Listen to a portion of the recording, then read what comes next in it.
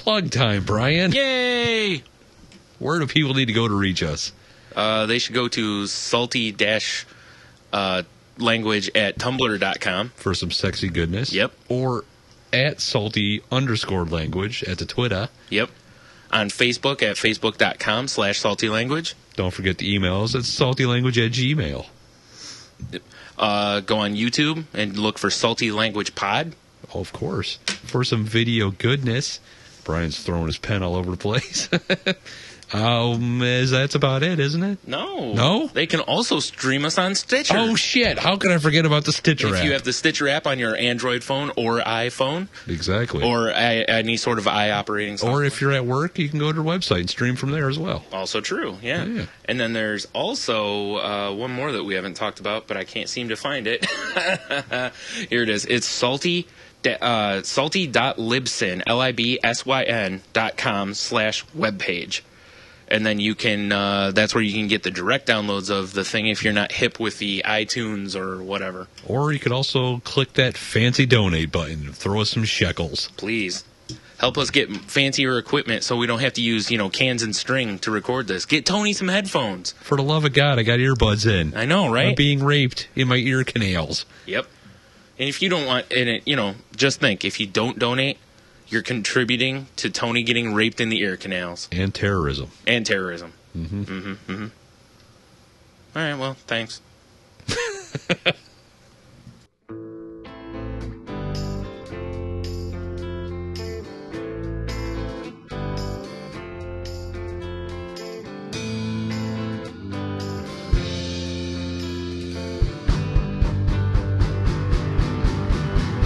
Live from the Shameless Plug Studios, it's Salty Language with Brian and Tony.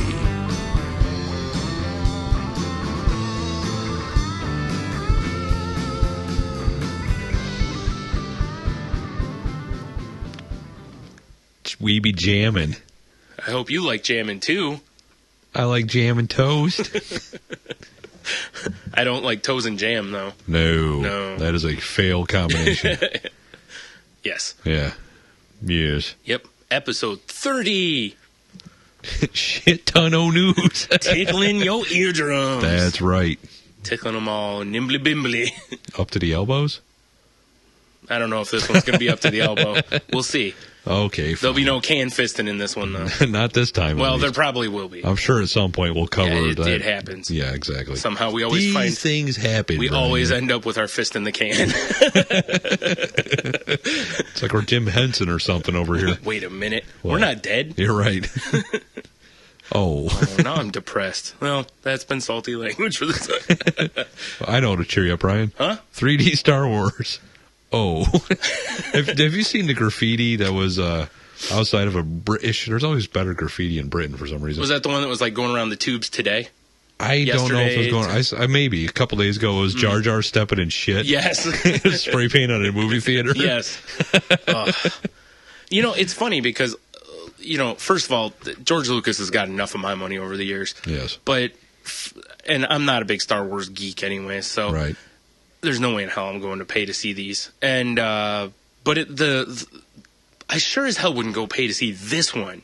Right. It doesn't matter how you present it to me.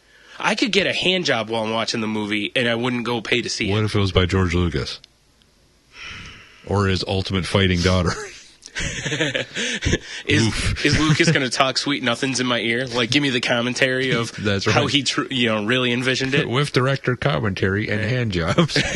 But at the end, he's going to be like, there actually was no hand job in that. And I'll be like, wait a minute. But what? Like, I didn't originally intend it to be that way. Actually, poof. You're getting a hand job from a person in a motion capture suit. Like, damn it, it's going to CGI it. Yeah. It's like, damn it, it's probably going to be Jar Jar or a Wookiee, isn't it?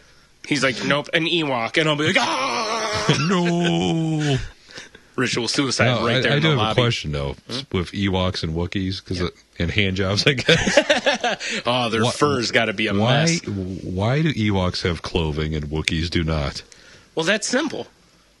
Because Wookiees I don't know. Wookiees are huge. Who's going to tell them to put on clothes? Well, the Ewoks wear the clothing because the Wookiees' asses and frontal regions are a mess. And if they don't, their fur will be a mess. Hey, we already talked about Wookiee shit clumps. Yeah. That's right. We did cover this, didn't we? Yeah. All right. See what happens. It's all matted, circular. Yeah, it's all matted in the fur. That's going back, too. I mean, that's going ways back. I think that's in like our first 5 episodes or something. Not that we're talking about. I'm starting to remember. I actually think one of the episodes is titled "Why do Ewoks wear clothes?" If I'm not mistaken. So, all right. See, I ponder these things. I know. So it happens when you're by yourself on the road all day. It'll happen. Damn you, being a nice road trucker. Oh, God, get this haul to Anchorage. All right, from now on, I'll loan you my flip camera. You need to take it with you on the road and just all day just videotape like it's an episode of Ice Road Truckers. I got an iPhone. I can just do that myself. Well, yeah, but see, this allows you to talk on your iPhone. So you can you see you'll be uninterrupted. You just see. Except that the flip camera only does like 2 hours of video at a time. But fair enough. You just have to every couple hours you have to stop somewhere that has a USB spot that you can upload it to the inner tubes. Oh, because you're talking memory. I was like, if you're talking battery life, I got a USB, converter. Oh yeah, actually, well that'll be a problem too. But yeah, it actually only holds about 2 hours of movie. Boo! I know. Well, that's 1 episode or 2 episodes. They're only an hour each. Exactly. Yeah. Just when you feel yourself getting all tingly, you just light the thing up and get after it. Damn, I might have to do that someday just because. Probably not. No, probably not. So you told me you did not get the opportunity to watch the Comic Book Men show? I did not. I think we've just recently added it to our DVR. Did you? Okay. It's funny. I read a couple reviews today for It's basically Pawn Stars in a comic shop, right? Yes and no. It's cut into a couple different versions. One is the guys sitting around a poker table like they do for like Tell 'em Steve Dave, right. Except it's a different poker table anyways. But it's basically set up to where they're sitting around doing a podcast. Okay. And it's Kevin Smith, Ming, Mike, Brian, and Walt sitting around this table, and they talk a little bit, and that's supposed to kind of help you walk through the show. Like they'll talk about something, and then then they'll show what the actual or events. Vice versa. Like a guy comes in with some Migos, and he has I can't think, Bionic Man doll. Right. And then it cuts to them sitting around the table talking about, and they talk about Bionic Man and all this stuff, and then after that, then it goes back to, and that's where it's like the Pawn Star part or Pawn Stars part is where the guy's trying to sell him the stuff, right? And then they have a wacky cast of experts that could call in. They don't, except for one guy. Like towards the end, there's a guy that has a poster and something else, and they call him Rob Bruce. Who, if you listen to their podcast, you know who Rob Bruce is. He's a pop culture goober that they know. Fair enough. And anyways, he comes in, but other than that, no, it's pretty much just Walt lowballing people. Walt! If you watch Lost, you've had to deal with a whole season of that. No shit. Walt! Or if you don't know who Walt Flanagan is, then he's the guy that in the Kevin Smith movies does the Tell 'em Steve Dave line. So true. Yeah, because Brian Johnson's fanboy, he's fanboy. AC/DC? Yeah. So, but there's also a segment where they try to unload old shit from the store at the local flea market. Oh. And they have a contest. Now, is it like White Trash Expo like Gibraltar? Yeah, it is, really. Well, and that's the thing. That's part of it is a couple of these reviews today were attacking how Brian Johnson, who, again, if you listen to the podcast, know that he's very condescending and kind of snarky. But he's the same way we are about it, to where we're just kind of like, about a lot of things. So, and him, Ming, and Mike go to sell at... The Unstoppable Ming? No. Oh. No. This is Ming, not Meng. Oh, okay. Totally different guy. Oh, my bad. And it's tough to tell them apart. But anyways, so they have a contest there. And anyways, and then... I'm trying to think. I think that's how the show's broken up, though. There's basically those 3 things going on. And, the reviews basically attack the show because the people who come in are fucking crazy people. Well, of course they are. Well, here's the problem. There's no... And one guy who wrote a review on this that I totally agree with, I think he's on Comics Alliance, that there's no interactivity shown as far as, like, the store operating. Right. It shows them at one point with, like, Brian and Walt just, like, holding the counter down and...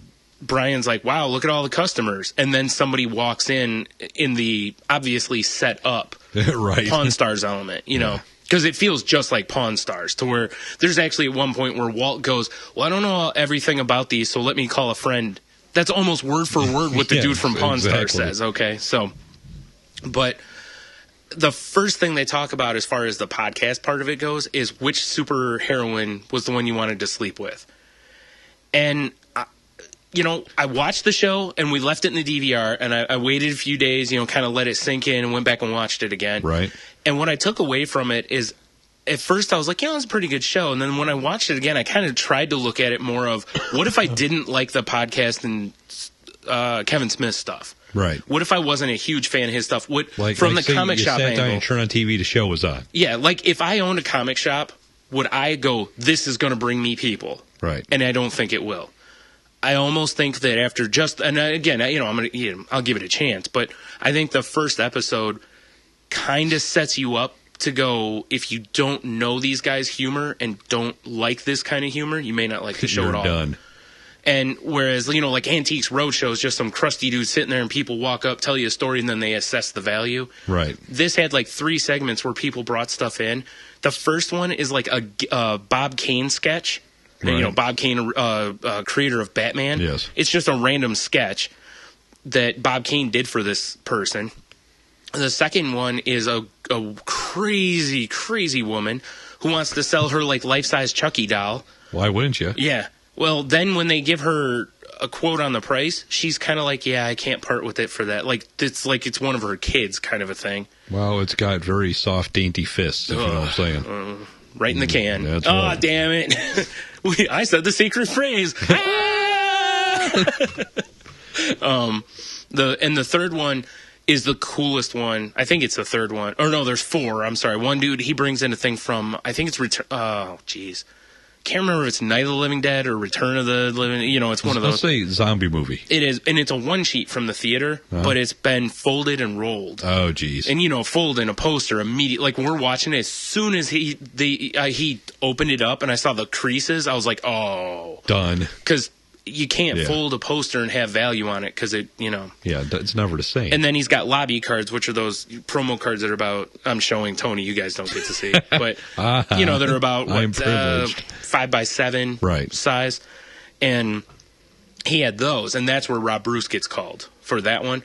The last one's the coolest one because the guy's got, he's got a comic that's the first appearance of Blade, which, I don't care about that. Right. But he's also got this giant poster that is a, Jack Kirby Thor. Oh, that's cool. And it's fucking sweet. And it's a fairly limited item and all this kind of stuff, you know, and so, I don't know, overall I enjoyed it, but like I said, when I watched it the second time, I'm going, you know, the whole, which superheroine do you want to bang it comments? seems like they're trying to, what's the word I'm looking for?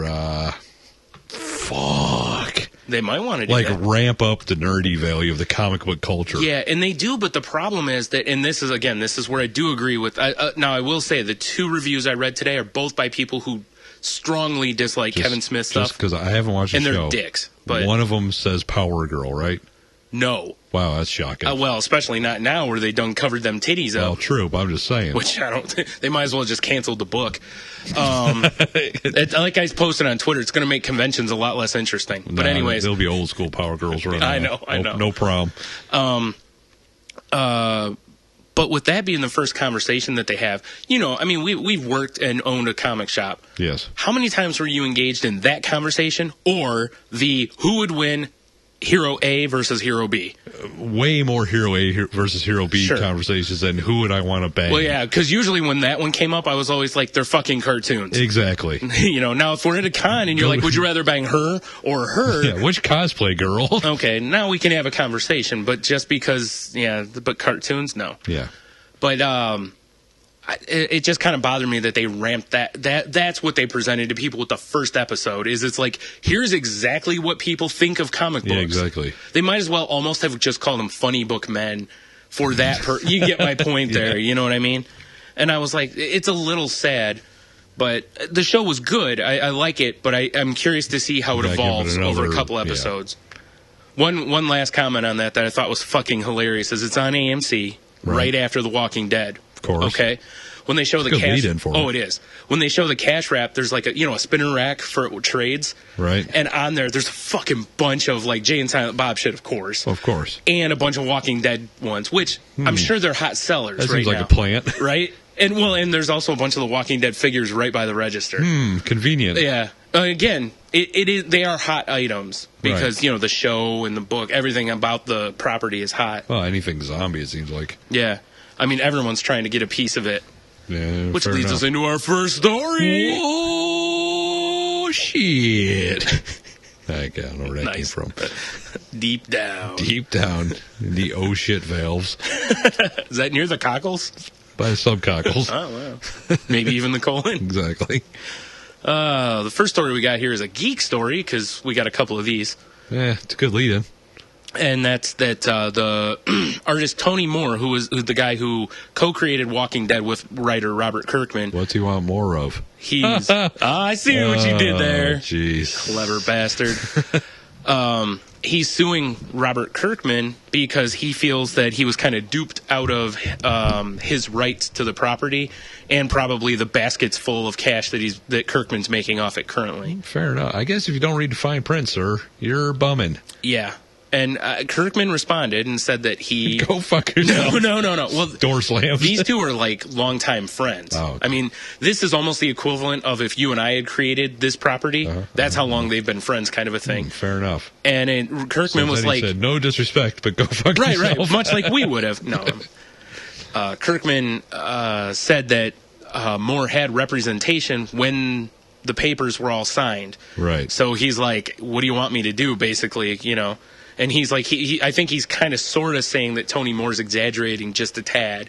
And it's probably a little, I don't want to call it buyer's remorse because it's not quite the right term. Seller's remorse, I guess, would be the right term. Right. Like he signed over more of it. No pun there. And I think there was. all right, it was. A little one. But Minuscule pun. he signed over those rights. And then now that the fucking thing, AMC's doing what they're doing, and there's T-shirts, it's huge, and, flamethrowers and bed sheets, and everything else being made off of it. That it's making yogurt from Spaceballs look jealous, Yeah, right on. And that man knew how to franchise. I know, right? Except he wasn't smart enough to do a sequel. That's true. Kids these days. He did make an animated series that wasn't very great. It was not good at all. Yeah. That was, I believe, as Charles Barkley would have said, terrible. Terrible. You betcha. Well, that's the Kirkman response. Go fuck your... I knew it. Damn wallet. He didn't say go fuck yourself. My ass meat. His exact quote was, "The lawsuit's ridiculous. We each had legal representation 7 years ago. Now he's violating the same contract he initiated and approved, and he wants to misrepresent the fees he was paid and continues to be paid for the work he was hired to do. He regularly receives work for the work he did as penciler, inker, and gray tones on the first 6 issues of the comic, and receives royalties for the TV show. To assert otherwise is simply incorrect." Well, so pretty much it's a nice way of saying go fuck yourself. Yeah. I'm guessing that they signed a deal and the dude's like, whatever.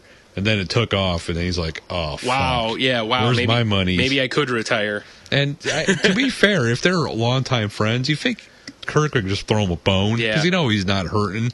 He's got to be raking that shit in. Maybe. Baby. Kirkman has allied himself with, Rob Liefeld a few times, though. Oh, well, you never know. It could be inner scumbag then. Mm-hmm. You never know. Fair enough. Yeah. You ready for another geeky story? Hey, bring it. Fair it's actually warning, within folks. the same. Ass loads of news today. This is going to be a long one. So settle in, unbuckle the pants, and get comfortable. Settle in. Exactly. Get the old Al Get Bundy a nice bite pose. to eat. Yep. Get your hands down your pants. I'm sure you kind of spread the legs out a little bit, just get comfy. Right. Give yourself some ball or lip room. Yeah. Or clit room if you need it. Hey, if you need it. I'm not here to judge. I don't know. Maybe China listens. Who knows? Oh, God damn it. Oh, boy. Fucking looking like Robert Plant back in the 70s. Oh, Remember boy. He used to tuck the banana one way or the other in his pants. Anyways. Same hairdo, too. Yeah. And this is a story that has been a just ridiculous shitstorm in the last few weeks, and has to do with Ghost Rider, but has nothing to do with Nicolas Cage. Oh, boo. I just wanted to say Nicolas Cage. Boo. I actually read an interview with him the other day about the new movie and something else that I was so hoping would give me something to go with. But it was actually a pretty good interview. I heard an interview of him because he was on O&A. It might be the same interview because I read a transcription of an interview. So he was on O&A and he was very charming and hilarious. Yeah. I was like, God damn it. I know. He gave you nothing. Just keep acting crazy in movies. I know. What are you going to do? This story is that, well, I'll read the headline here. Ghost Rider creator ordered to stop being Ghost Rider creator and pay Marvel $17,000. Wow. That's an interesting move. Yeah, I'm going to read a little of this here because you kind of got to get part of it before I can explain the rest. Fair enough. I think it's Friedrich, the creator of Marvel Comics' demonic motorcyclist Ghost Rider, has been ordered by a judge to renounce his creator credit and pay $17,000 in damages to his former employer following a court battle that began in 2007 disputing legal ownership of the character. The news comes from the blog of Daniel Best, who has posted official documentation of the judge's orders that effectively prohibit Friedrich from claiming to have created Ghost Rider or selling any unlicensed Ghost Rider-related merchandise of his own creation at conventions, meaning sketchbooks, posters, T-shirts. Draw Ghost Rider on a tricycle. He can't make any cash off of him. Yeah. But can he draw a Mummy Rider? Not quite a Ghost Rider. Not quite a ghost. What if he draws Patrick Swayze from the movie Ghost on a bike with his head on fire? Ooh. It's still Ghost Rider, but it's not Ghost Rider. And Whitney Houston's in the sidecar. Ghost Rider's in Money. the sidecar. No, it's different. It's gotta be different. I get you. Right. Yes. All right. Or what if he draws Charlie Brown in his ghost costume? Perfect. Right? When Yes. it's like sheets on fire. That's kind of crossing two wrong things, but we're not going to talk about the other. Brian, he's not going to draw Spook Rider. So. Oh, that's terrible. Oh, shit. What? So it's a ghost. All right, so basically what's happened here is, after reading that to you, is that Friedrich claimed that Marvel didn't pick up their rights. You know how, like, with copyrights, like, every so often you have to renew them. Yeah. Well, he's claiming that Marvel didn't, and that basically when they didn't, they revert to him. And as a result, he's saying that he owns these whatever. And so at conventions and stuff, he bills himself as creator of Ghost Rider. So he maybe originated it, but then he sold his creation to Marvel. Well, I'm assuming he worked at Marvel when he created the character. And with Marvel's clauses. Right. Like, you work for us, it's ours. Well, and this was back in the day, because now, like, anytime that, Marvel uses cable, I think Rob Liefeld gets a little scratch off of it. Like Buckeye or whatever they have out in New York? Yeah. Oh. Should really get satellite. Yeah, I agree. Yeah. Nice try. Or Fios. Kids these days. But I think that's, so I think that's the way the contracts are written a little more now. If it's a creator, if you create a brand new character, and sometimes there's different deals. Now, Liefeld may have just negotiated a separate deal. Right. Who knows? I don't know. But this was done where, like most things, most places you work for, if you do an invention, they own it, not you. Right. Because they've given you the resources, so to create it and blah, blah, blah. Like Marvel, they're like, hey, we gave you the whatever, we're paying you. You have a desk you're drawing on, it's ours. See that pencil in your hand? Yep. And so Marvel... Oh, shoot, I didn't put this in here. I'll just have to go over it. Just wing it. Joe Quesada and someone else that's a high up at Marvel have what this has created is that I have seen on the one art site I'm on, DeviantArt. Right. A bunch of comic artists that are on there are noting people like, hey, if you come to me at a convention, don't ask me to draw something I don't own. Oh. Because I don't want to get sued later on for it. Right. Now, most of the time, like if you go to a convention and you're like, hey, draw me a Deadpool or whatever, they'll do it, and Marvel looks the other way. They don't get it because, they're collecting chump change most of the time, or it's to help them cover their cost to fly. And plus, Marvel knows if Adam Hughes is at a convention, the more he stays prominent, then when they put Adam Hughes on a book, the book sells. Right, exactly. So, it comes back. And a lot of times they, so people like Adam Hughes will put, he does his con sketches, so then he puts out a sketchbook of them. Well, he doesn't own those characters. Mm-hmm. But again, they look the other way as long as he isn't like going crazy with it, Yeah. And he used to do prints and, you know what I'm talking about. Like lithographs types. Posters. Real nice posters. Yeah. And they'd be limited edition because, again, if you did a bunch of them, they'd be like, hey. Like, whoa, slow down, mister. Yeah, chip us off a little off there. So...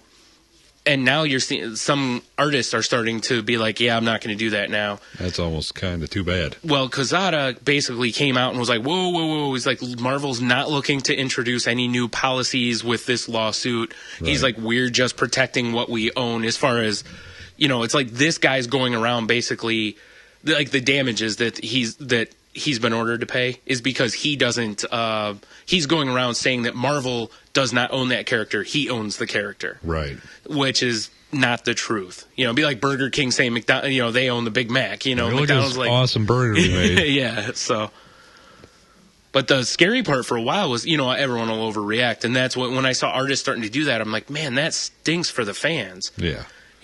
Well, at least Marvel did the good guy maneuver. And, yeah, they're trying. It was like, whoa, that's not it's not our game plan. Yeah. Just this fucker. Yeah. And they did it because they, like Joe Quesada even says, he's like, we understand part of the con experience is getting your favorite artist to draw your favorite characters. Right. So we don't want to cut, And I was like, well, that's good because, man, that would really stink it. I mean, boy, you talk about some things could go up in some value then. Yeah, really. If you have like Adam Hughes is like, oh, I'm not drawing any more non-creator owned shit. Holy shit, Mm-hmm.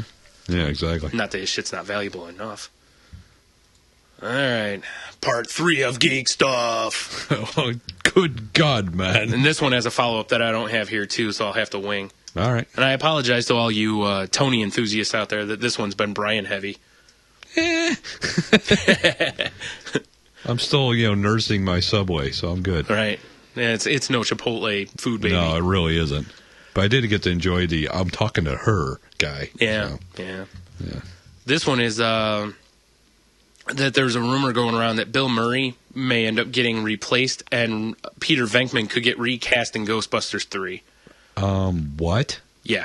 No, boo. No. Boo. Dude, I kind of got to read this one because some of this is just like, it's kind of separated in parts, so maybe we'll do a little and then. Yeah. All right. All right. Okay, where is it? I don't like how the fact they have a picture from the real Ghostbusters cartoon. Bleh. I could have got a picture of goddamn Bill Murray in Ghostbusters. Yeah, or just Bill Murray. When he's covered in marshmallow fluff. Yes. All right, obviously. Okay, the longtime holdout for the movie has been Bill Murray, for those who don't know. I think we talked about this before. Yeah, we brought it up before, yeah. Anyways, Bill Murray, and basically the quote here is, no one wants to pay money to see fat old men chasing ghosts. Which he couldn't be further from the truth. I would. All he needs to do is go to San Diego Comic-Con. They need to do a thing over the loudspeaker of somebody whistling real loud to get everybody's attention and be like, folks, can you do us a favor? Raise your hand if you'd like to see Ghostbusters 3. Well, it would be like, yeah, exactly. Yeah, and there'd be 50 guys dressed up as Ghostbusters with jizz in their pants. Yes. Yeah. They could probably do a thing to where they were like, coming to theaters. Go if you buy a ticket, that tells Bill Murray that you want to see Ghostbusters 3, and nothing else will be shown. And it would probably sell millions and millions of dollars of tickets. Anyways, where is it? Their response to the quote from Murray is, well, that's not right. I'm sure even if it is true, I'd love to see fat old men chasing ghosts, both at the movies and in real life. Yes. An eye-catching story, though. Dan Aykroyd denies that it ever happened. Now, the part of this that I missed here is that the rumor is that, here it is, that Bill Murray had put the latest screenplay draft through a shredder and sent it back with a note that read, nobody wants to see whatever. That's pretty awesome, though. Well, and the people writing the script, I know it's Dan Aykroyd. I think, what's that guy's name? Harold Ramis? Yeah, who's the director? Was it Reitman? You think so? Ivan Reitman, I think. So, yeah. Okay. I think it's either two, or it's definitely Dan Aykroyd, and I can't remember if it's Ramis but I think they're the ones doing the script. Right. So Dan Aykroyd's response was, Bill Murray is not capable of such behavior. This is simply something that would not be in his nature. We have a deep, private, personal relationship that transcends business. I know, erotic. Yeah. Sexy. We communicate frequently. Oh, do we? That was almost some Nicolas Cage. I got to be careful. We Skype in the nude. We call it cockfinders. Anyways, we communicate frequently, and his position on the involvement in Ghostbusters 3 has been made clear, and I respect that. But Bill has too much positive estimation of my writing skills to shred the work. That's awesome if he did, though. I know, right? Fuck you. Big box cordially, of shredded. Bill Murray. With love.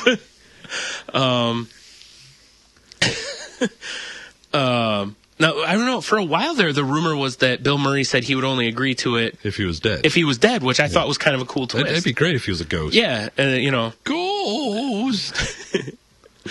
Yeah, it would be cool. Yeah.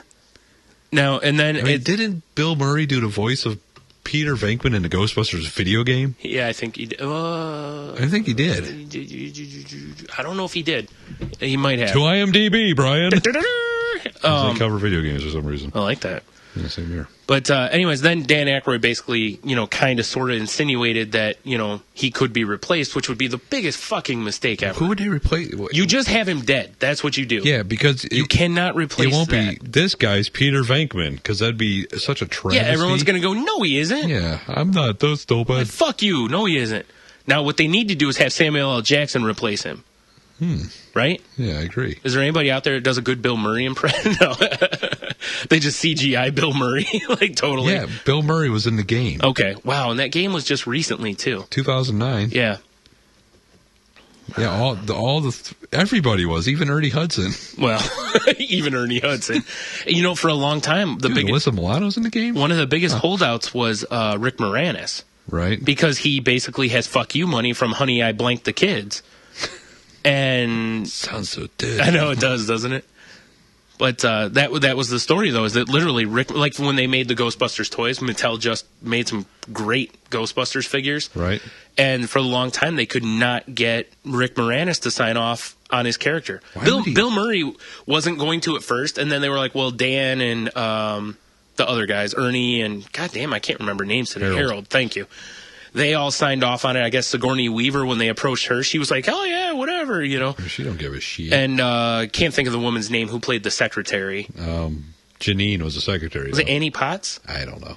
I don't remember. Anyways, but her, she signed off on it. So the only one who didn't sign off on it of the original cast was Rick Moranis. I don't even understand that. Well, Rick Moranis basically was like, I don't need the money. And they were like, but fans. And he was like, I don't care. I don't give a shit. Yeah, I'm Rick Moranis, bitch. Yeah. He just, like I said, he made fuck you money. That seems like a real dick move. Yeah, but I guess they convinced him to it. Like Bill Murray, as soon as he heard that the other guys were involved. His action figure with him with the weird thing on his head strapped in the chair while they're trying to get Gozer or whatever. Let's hope. Because that would be the greatest action figure ever. Probably not.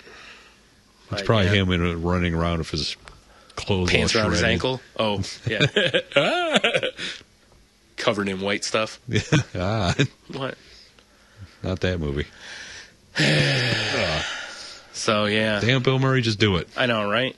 Like, the other thing is they could probably find a way to write him into it in a minor role. Yeah. Like, here's one for you. Like, say he's confined to their Ghostbuster house thing. He's the mayor. Yes. Mayor Peter Venkman. Yes. But you know what I mean? Just Yeah. have him, even if he was a ghost and he's confined to, like, their headquarters. Right. To where they only see him when they're at the headquarters. To where he has, like, 6 scenes in the movie or something. For the love of God, he was Garfield. Yeah. So it's not because of an integrity thing. Well, I think that was a mistake, him actually signing up for Garfield. Yeah, I think so, too. Yeah. Who was it that said that they think that what happened there was that basically he read it, thought it was the animated Garfield, meaning like the one from we grew up with, and he was just doing the voice. Didn't realize it was going to be the god-awful CG train wreck. CGI nightmare of a... Yeah. But then again, yeah. All right. I can't understand why. I mean, have you seen all the random shit he just does? Yeah. Like goes to people's apartments and does karaoke. Yes. Dude, he fucking shows up at bars. Like the Chive has him all the fucking time with just people doing shit. Where he walks into a bar and people are like, "Holy shit, it's Bill fucking Murray. Can we take a picture?" And he's like, "Fuck yeah." He never smiles in the picture because that's who he is.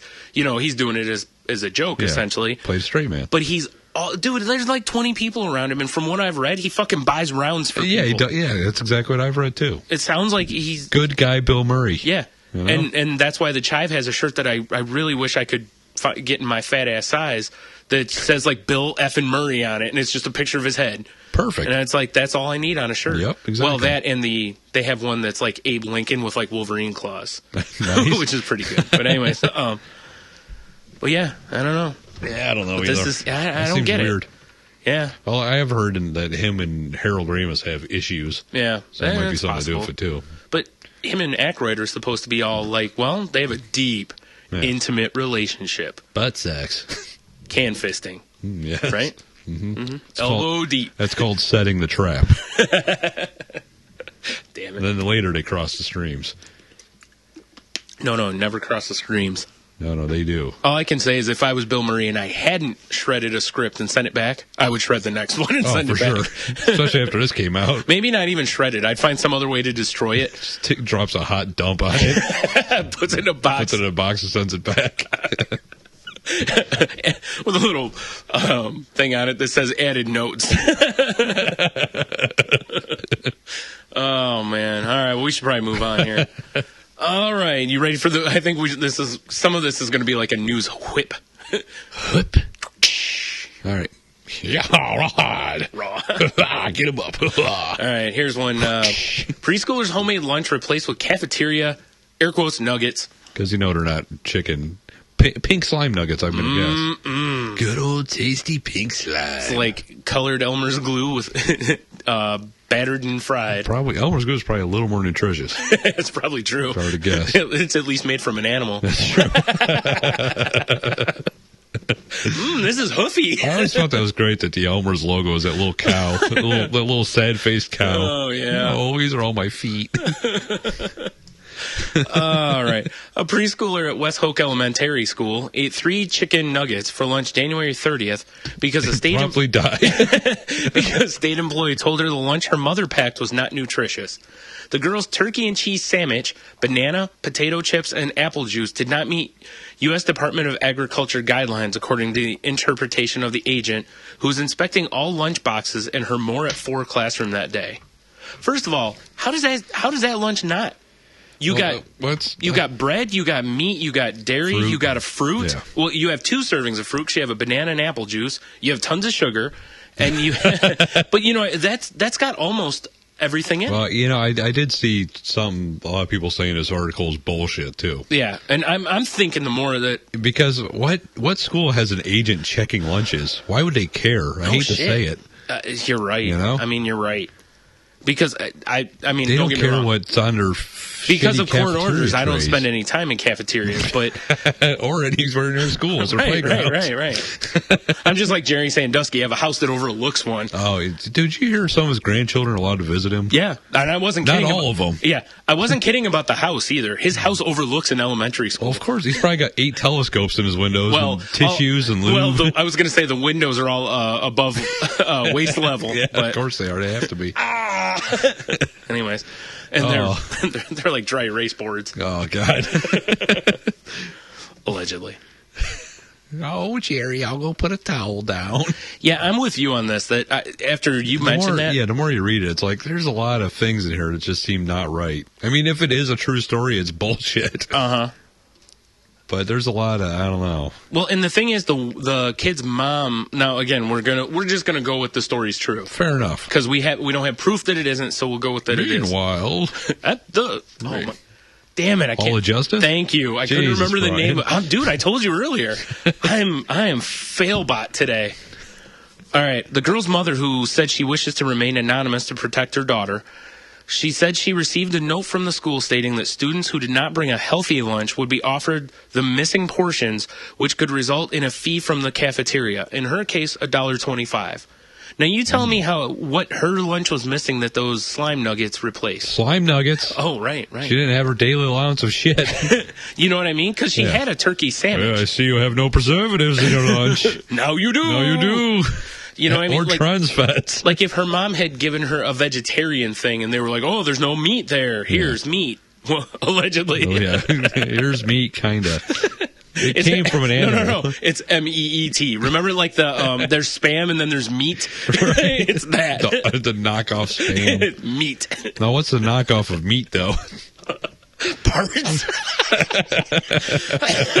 It's got a Z at the end. Marinated ankles. Ooh. That sounds like a good porn title. Next from Marinated Ankles Productions. Ooh, man. Baby, I'm going to get you so hot your ankles be marinated. Oh, shit. All right, we're getting that copyrighted tomorrow. Yes, marinated ankles. All right, tomorrow, quit your job. Excellent. We're starting up Marinated Ankle All right. Productions. Sweet. All we got to do is find some whores. And money. And cameras. And money. Oh, we got iPhones. You're right. I you have a flip cam. What the fuck? Yeah, I was going to say, and I got a nice DSLR. We're set. All right. We'll borrow Show's camera, too. 2 camera shoot. 3 camera shoot. Yeah. Show's got a zoom lens, too, for the intimate moments. Oh, yeah. Yeah. The bob shot. Right. Back of balls. Oh, God damn it. The old fruit bowl shot. Because his camera's definitely going to go there. None of our equipment. Right. It's like, I don't want to look through that viewfinder. Ever again. Viewfinder's been tainted. Still. Wow, so they sent the sandwich home with the girl. Did it have nuggets in it? No. Just some for the home ride. All right, enough of this. Yeah, I don't know. Moving on. Yeah, this is a whip after all. Sorry. I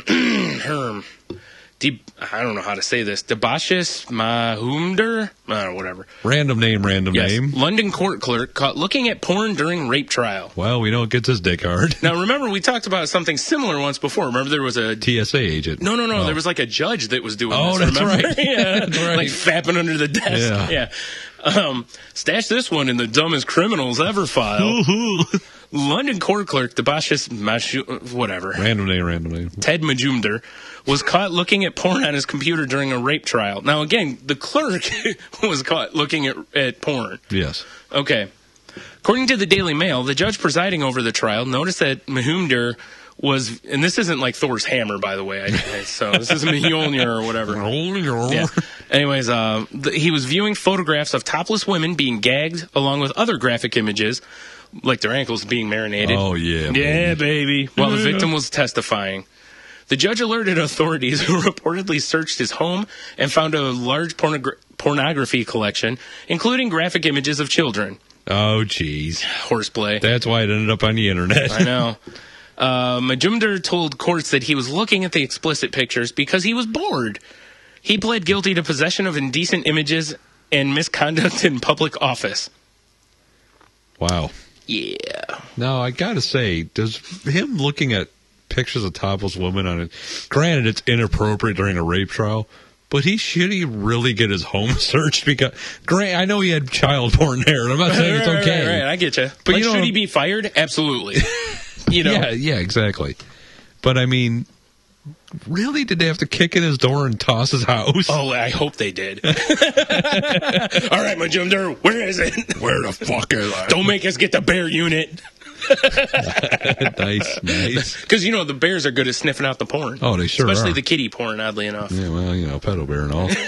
Nice, I wasn't even thinking. Sorry, folks, I just rammed my earphone into that. Oh, man. Speaking of more rape. Oh, boy. Monsanto, guilty of chemical poisoning in France. I should have put this one with the slime nuggets. Yeah, it would have been. It went hand in hand. Genetically modified. Hand and mutant claw. Titty fuckers. We'll get to those later. Oh, okay. Genetically modified titties.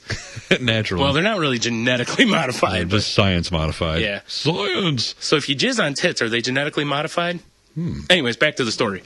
A French court on Monday. No, it isn't. Declared U.S. biotech giant Monsanto. Really? U.S. biotech giant? Shouldn't be like worldwide evil conglomerate. Exactly. Universe taking over. Whatever. The head of Monsanto sits in his office stroking his cat. Slowly turns in his giant chair. Yeah. Guilty of chemical poisoning of a French farmer, which who cares? A judgment that could lend weight to other health claims against pesticides. Yeah. Because Monsanto's going to actually get in trouble over something. Please. Yeah, exactly. And they'll be like, okay, fine, we'll stop making all the crops. Be like, oh, okay, we'll just throw $1 billion at it and the problem will go away. Good luck without our corn and soybeans. Yeah. Fuck you. They're like, you could survive without gas easier than you can survive without us. I have an idea, everyone. Suck my Monsanto dick. That's Steve Monsanto, head of the company. Naturally. Oh, shit. Where is it? In the first such case heard in a court in France, grain power grain grower Paul Francois says he suffered neurological. That was authentic French, in case anyone didn't know. My nose and brain, they hurt. I had a fruitless. That's a terrible French accent. Anywho, he suffered neurological problems, including memory loss, headaches, stammering, running like a away. typical French man. Yeah, I know, right? He had too much wine. Anyways, this baguette hurts my head. Really, with a baguette, huh? Why not? I'll allow it. Oh, man. After inhaling Monsanto's Lasso weed killer in 2004. He shouldn't be huffing it. I know, right? Well, they put it in the wine. Oh. You seen the Simpsons episode? Right. Yeah, with the antifreeze? Yeah. We'll get to antifreeze later. That's called a tease. Anti-tease? It's an antis freeze. We should just let it die, Brian. Let it die. I'm calling it. 8 p.m. He blames the agribusiness giant for not providing adequate warnings on the product label. Really? The side of it... it is pesticide, to be fair. Look, I kind of want to go get a bottle of this or jug or however this is put out. Mm-hmm. I have a hard time believing the side doesn't say, hey, you dumb Frenchman, don't inhale this. That's true. Most pesticides got say... a little skull and crossbones with a beret right, in it. and a cigarette. Yes. The bones are striped. Oh my God, that's too funny. Most pesticides have a warning thing on them because generally, people poison. who live south of the Mason-Dixon line tend to drink them. Yes. So they call it moonshine. Hey, Ma, you got any more of that Monsanto whiskey? You been drinking the Lasso again, Junior? No. Damn, boy, stop pissing on the bushes. You're killing them. But, Pa, are you stammering again? That ain't neurological damage from Lasso. That's inbreeding. Or from when I whooped him with my shoe. When'd you get a shoe? I don't have shoes. Oh, shit. We're never making it through these. This is going to be like a 12-hour episode. Oh, my God. All right. Moving on. Who cares? Right. Fuck this guy. He's French. Fuck the French. Au revoir. That's the official stand of salty language. Damn it, au revoir. Oh, speaking of big titties, as it seems that I'm now finding a big titty story of the week. Well, which I would love to actually have as a segment, like titty story of the week. I'm good with that. No, it's tough to find good ones though. There's titty stories, but then there's titty stories. All right. Woman credits breast implants with saving her from car crash. Oh, okay.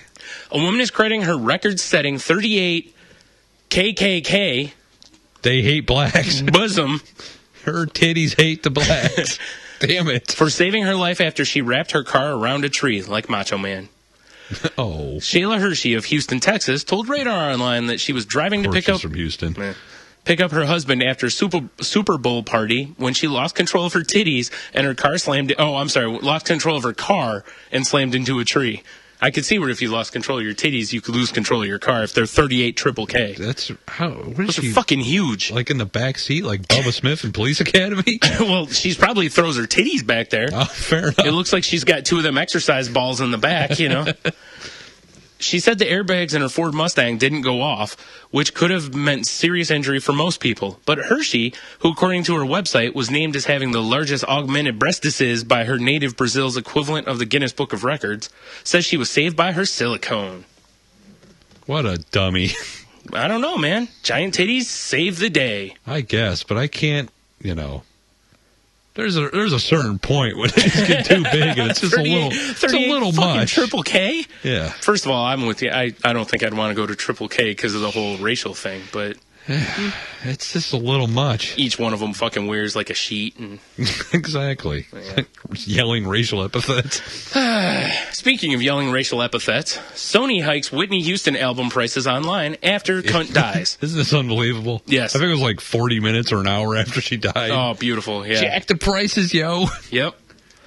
Does anyone really want to hear I Will Always Love You again? You do. No. Yeah, you do. But you already own it. Dude, I'd rather hear Whitney blowing bubbles than listen to that. Oh, wow. Damn, dude. Damn. What?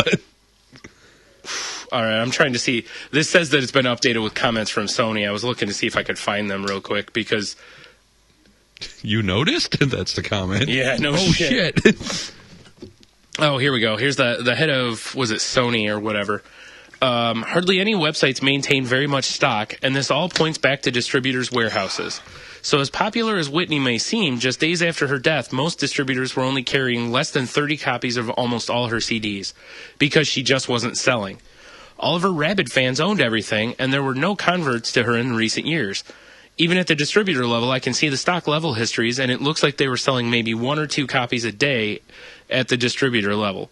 People have this misconception that labels sit on hundreds of thousands of copies of albums like this. No, we think they're CDs, actually. But, yes. No, I'm kidding. But the reality is that it was pretty deep, slow-moving catalog until she died. Then when someone dies, every Joe Blow comes out of the woodwork. Real smart calling him Joe Blows. Does he work for the Republicans? Yes. Look at that, Joe the Plumber. God, I hate that guy. Saying how important an artist was, and people suddenly buy up all the stock in the interwebs age that can sell out in an hour. It was as simple as that. Well, I guess with the supply and demand argument, I get it. But yeah. What about, did they up the prices of digital copies? That's a good point. Because if they up the price of digital copies, scumbag. Fuck them, exactly, yeah.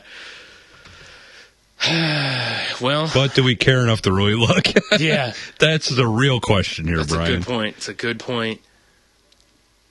Have you heard her awful daughter sing? Was it Whitney Brown or whatever? I don't know, yeah. Or Bobby Whitney, whatever her daughter's name is. Yeah, I think it's Bobby Whitney. She's not a good singer. Well, she got all her talent from her dad. Oh, boy. Now, let's not kid ourselves. Bobby Brown laid it down big time for Ghostbusters. That's right, he did. Yeah. I wouldn't even. I don't see anything in there that talks about digital. So moving on. Next, couple gets engaged in court.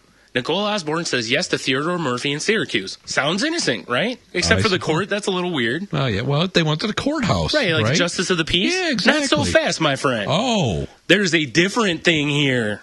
Dun dun. This is the old bait and switch. I lured you with the headline. And now it's different. No. Nothing can stand in the way of true love. Not even court orders barring a couple from having contact with each other. A man proposed in a Syracuse court to his girlfriend, even though she's accused of domestic violence against him. The Syracuse Post-Standard loves it. Nicole Osborne said yes to Theodore Murphy. Sorry, Ted Theodore Murphy. Nice. although he had to ask her lawyer to pop the question for him during a hearing because of the restraining order he has against his bride-to-be. What the fuck? You ever just think some people should just be dragged out in the snow and shot? Yes. No, the proceedings came to a halt in city court, where Osborne was facing charges in a different assault case. Judge Steve Doherty had different case. Yes. She's a winner. Steve Doherty had to alter the order of protection that would have technically made it a crime for Osborne to respond to Murphy, who sat in the audience. After Osborne said yes with tears in her eyes, Doherty resumed the hearing, setting bail for the newly engaged woman at $2,500 in each of the 2 cases against her. What a dummy. This sounds like a special couple. Doesn't it? Are you sure you aren't the Whites of West Virginia? I'm just hoping it turns out like Sid and Nancy. Oh, that would be ideal, wouldn't it? Mm-hmm. It's a great movie. Well, it's just an ending to the story. Yeah. Moving on. Oh, maybe. Uh-oh.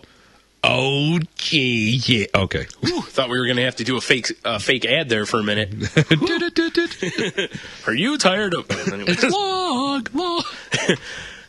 Thomas Mills, 74-year-old man, arrested for prostitution. Wow. Yeah. That's disturbing. Yep, slinging dick at an advanced age. No, just today I had the privilege of seeing an old man. Business card. Just today I've had the privilege of seeing an old man cock. It's not good. What, today? Yes. What the fuck? Didn't you see that on Twitter? No. I walked into the UT bathroom. There's this old guy about half a foot away from the urinal, standing there like Peter Pan, just hosing. This is like, motherfucker. It's like, hey, don't you have any shame, sir? He's standing with his back to the urinal, fucking throws it over his shoulder, pissing. Not right. Wow. Well, I guess if you got it, flaunt it, right? He didn't. Oh, well, he thought he did. It's all about confidence, I hear. I guess. Oh, shit. God. All right, I got to stop laughing so I can read the story. Woo. All right. That was fucking disturbing.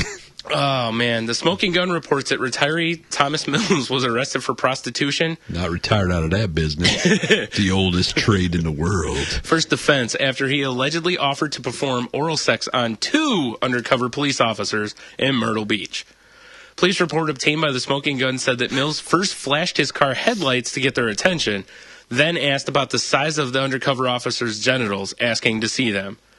Mills then allegedly offered to give and receive oral sex from the officers. Now, you'd have thought one of his questions would have been, are you police? He was in the car? No, he was in a different car. Flashed his headlights. Okay. They were like, what's going on? Walked over, stopped. Then he was like, hey, big boy, you looking for some dick? Okay. Or are you looking to get your dick sucked and or suck mine? But was he asking for money? Because he's really not a prostitute. Well, he's just trying to, Well, he's just trying to get some dick. Let's find out. Can't gentlemen go get some dick? Without it being prostitution. Jesus Christ. Officers also reported that Mills said he had a friend that would join them were they to engage with him in sexual acts. Just an urn. Yeah. My old friend Larry. Damn Ashy Dick. That's his name, Ashy Dick. Mills isn't the only male senior citizen to be booked for prostitution and make headlines in the process. In fact, he's not even the oldest to do so. Oh, my God. It's a craze. In November, Crypt Keeper Ben Clifford Dawson, an 83-year-old Centerville, Iowa City Council candidate, was arrested for the same offense. City Council. Vote for me and I'll suck your dick. Oh, my God. That's almost like what's his name? David Tell's, trading hand jobs for sandwiches, man. Oh, God. Dawson allegedly told Melissa Drew that he'd reduce the amount of money she owed him if he could perform unspecified sexual acts on her, a police report said. Chief of Police Tom Demery told the Huffington Post at the time that the law doesn't distinguish between Johns and hookers. Oh, man. Wow. Hi, I'm Ben Clifford Dawson, and I'd like to be your city councilman. I will give me that dick, you. Yo, dick. Moving on. Oh, my God. That is a wild story. Keith Davis accused of breaking into South Bend apartment and cooking chicken. And, of course, it's a black man. Oh, why wouldn't it be? Yeah. Oh, jeez.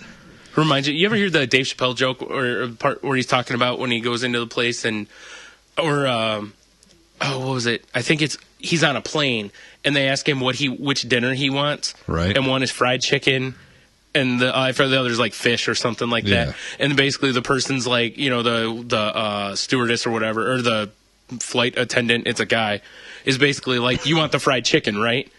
And he's like, and I'm sitting there and, he's kind of like, or is this Chris Rock or is it Chappelle? I think it's Chappelle because he's like, but man, it's delicious. Yeah. He's like, how the hell did you know that, or he's like, I'm trying to decide if he's, saying that I want the fried chicken because I'm black or, it's like, how did you know I wanted fried chicken?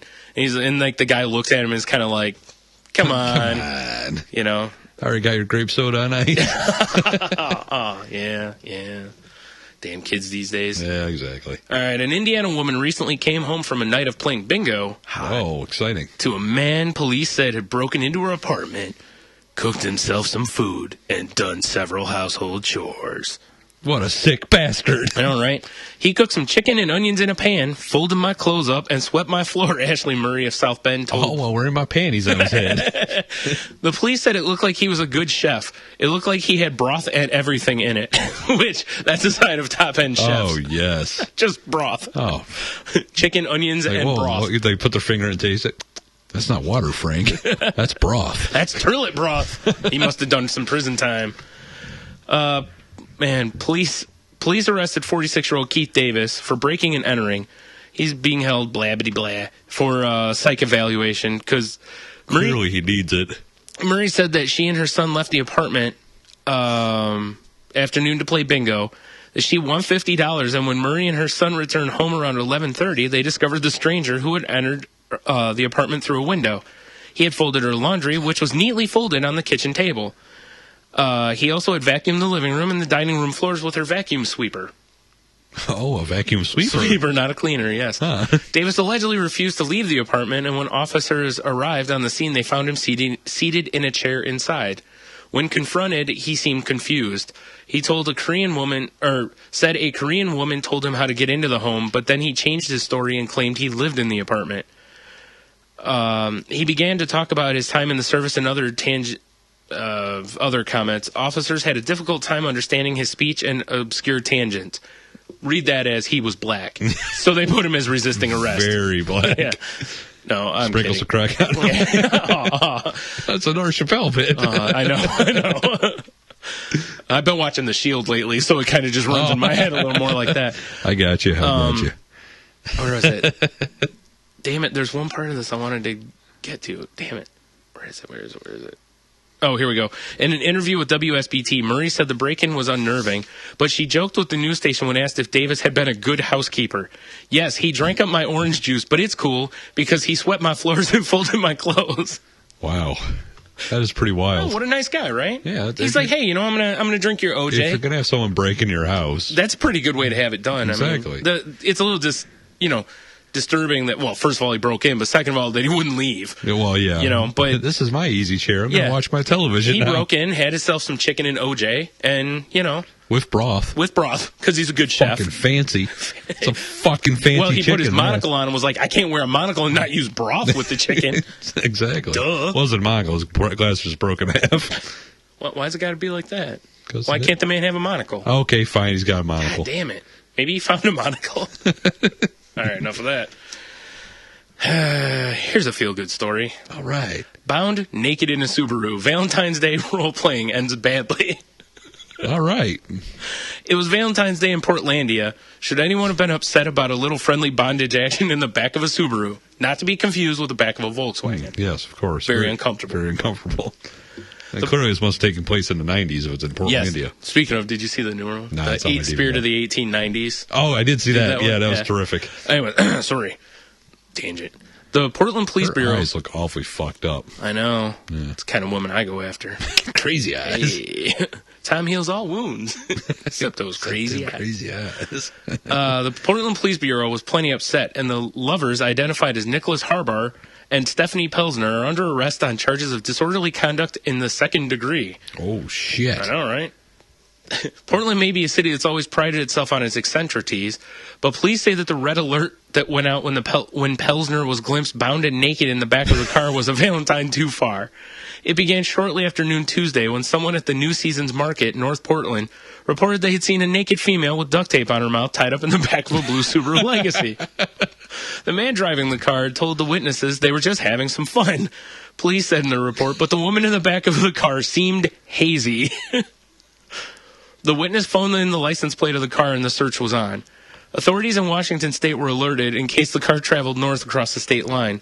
Portland police combed the streets and tried to zeroed in on the address where it was registered. At 12:56 p.m., the Subaru drove up when the officers closed in, Harbar told them the middle of the afternoon. Yes. Harbar told them the couple was doing some Valentine's Day role playing. The police report said. Police confirmed from Pelsner that she was voluntarily bound and nude in the back of the Subaru, it said. Not feeling in a loving mood, especially since at least 9 police cars were tied up for 20 minutes during the search, authorities booked them both in the jail. Since then, the Portland Police Bureau's Facebook page has been flooded with comments, most from citizens wondering why people can't be left to their own devices in the back of their cars. God damn it, Portland. Nothing wrong with that. They were just trying to have some fun, you monsters, one man wrote. Ooh, insults. Keep Portland weird, man, urged another. Others offered slightly helpful suggestions for pursuing the case. She should be booked for not wearing her safety belt. That would be funny. Police say they had no way of knowing they weren't looking for a potential murder victim. Well, she wasn't dead. She was just naked and bound. Yeah. Kidnapping victim. Wrongful, I forgot what it's called, wrongful restraint or whatever. The concern is their actions created a pretty substantial public alarm to the point where you have a 911 caller saying she's concerned about this person tied up naked in the back of a car, said Lieutenant Robert King. Why would the officers think it was a Valentine's Day thing, he said. This kind of stuff, whether it's being naked in the back of a car tied up or running down the street with an airsoft gun pretending to shoot at people, it's not okay because it creates a lot of concern from the public.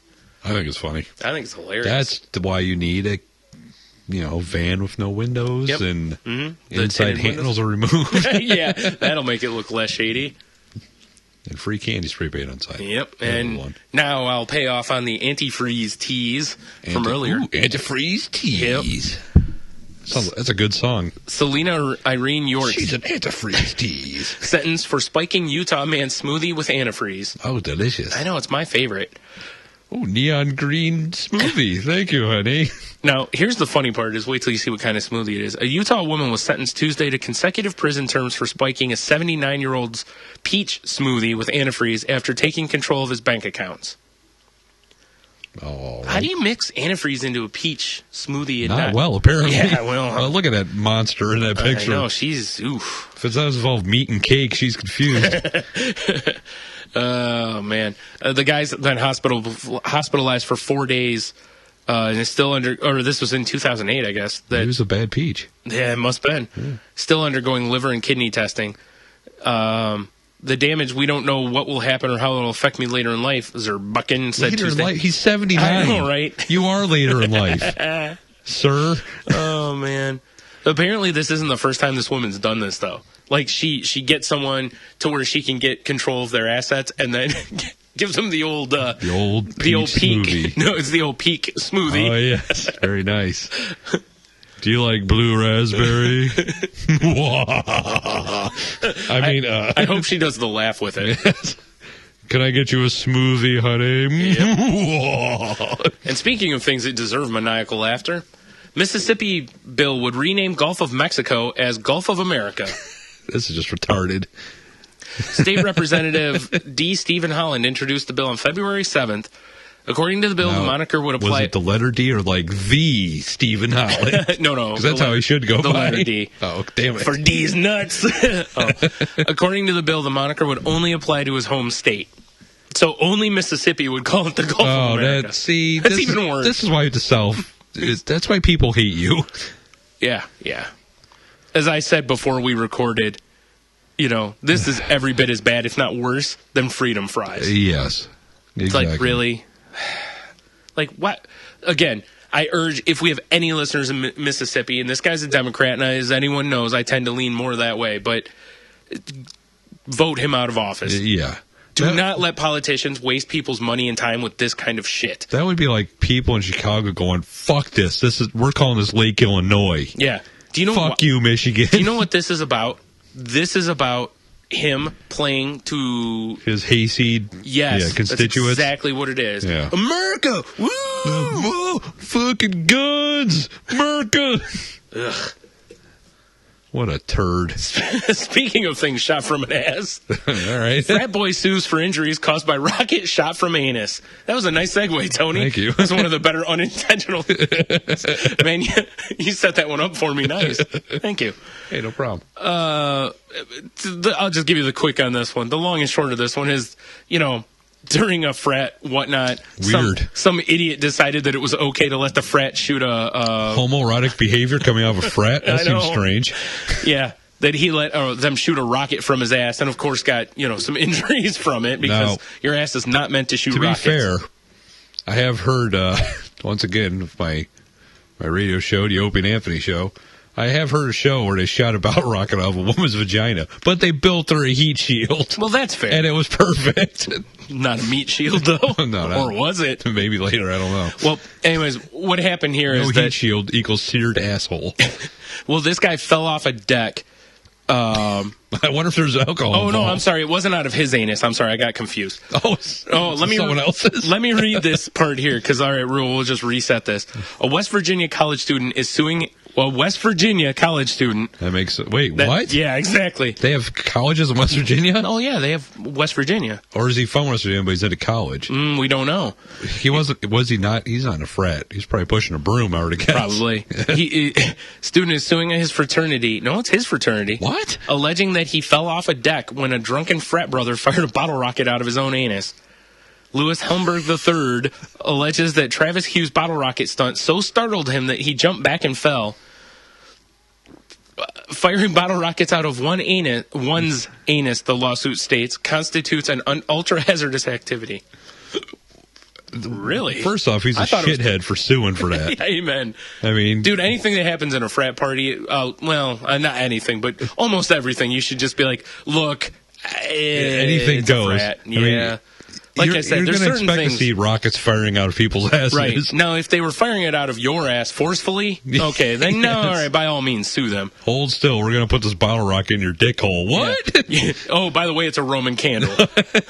Naturally. Oh, fuck. And you don't get a meat shield. So he fell off the deck because he was startled. Yes. Oh, and fell off. Was he Don Knotts? Fucking Mr. Furley fell off the deck. Sorry for those who don't know who Mr. Furley is. You're just too young is the problem. I'm going back to like when we were like 4. It's fine. Works for us. Topical humor. Topical humor. Oh, Missed by about 26 years. Oh, man. And speaking of things on fire. Hey, assholes. No. Oh. Smokehouse blaze, best smelling fire we've seen in a long time, says Pennsylvania firefighters. Oh, what a waste of meat. Firefighters in Pennsylvania have managed to save 200 pounds of Polish sausage. Oh, good for them. From what they're calling the best smelling fire they've doused in years. Now that is America's finest right there. Hell yeah. Dude, it'd be like when we were kids. Yep. Barbecue. Yep. The Newcastle News reports that the firefighters. That's why it took them so long to put it out. That's a whole different. Say word, boss. Firefighters responded about 11:30 a.m. Monday when a 20 by 20 foot smokehouse caught fire in the yard of Cash Kozella. He's a retired meat cutter who's been smoking his own sausage for about 30 years. That's flexible, kids. How else do you write that, though? Making his own smoked sausage, right? No, Come on. It's smoking. Yeah, the worst part is that went through an editor, too. And they were like, no, it's fine. But this just in, we may have a sight of the week. Ooh, excellent. Yeah. Firefighters say some grease caught fire and whatever, but luckily they saved the meat. Wow. I had to bring this one up because the headline actually says best smelling fire we've seen in a long time. I love it. What? This just got sent to our email. It's Did a it? pretty good one. All right. Well, you're gonna have to do something so we don't have dead air here. Yeah. The last thing I heard was smoking his own sausage. Oh yeah, I think you're right. I think that is That's gonna have to be it. one. All right, moving on. This one was just sent in to us today from TV's Diggity. Man tries robbing bank with apple pies. Delicious. Well, it depends on what kind of apple pies. Are they like McDonald's hot apple pies? Right. You can fuck somebody's face that's up what with I'm that. saying. It's like molten apple inside. Exactly. Well, not usually. Usually when you get them, they were molten apple like a week ago. Well, that's true. But, that was moldy apple. Yeah. If they are like molten apple, those Actually, with McDonald's stuff, that shit don't mold. yeah, you're right. It's It'll be also here after the nuclear apocalypse. probably not apples. That's true. A robbery suspect was arrested Saturday after allegedly attempting to hold up an East Sacramento bank by claiming a bag containing apple pies was actually a bomb. What an asshole. The Sacramento Police Department said 33-year-old Daniel... Tastiest bomb ever. I know, right? Daniel Headwood entered the Wells Fargo Bank, who cares, and demanded cash from a teller, claiming that a fast food bag was holding and contained a bomb. I bet it was McDonald's pies, too. Like, that bomb smells like cinnamon. Oh, and then he left the bag.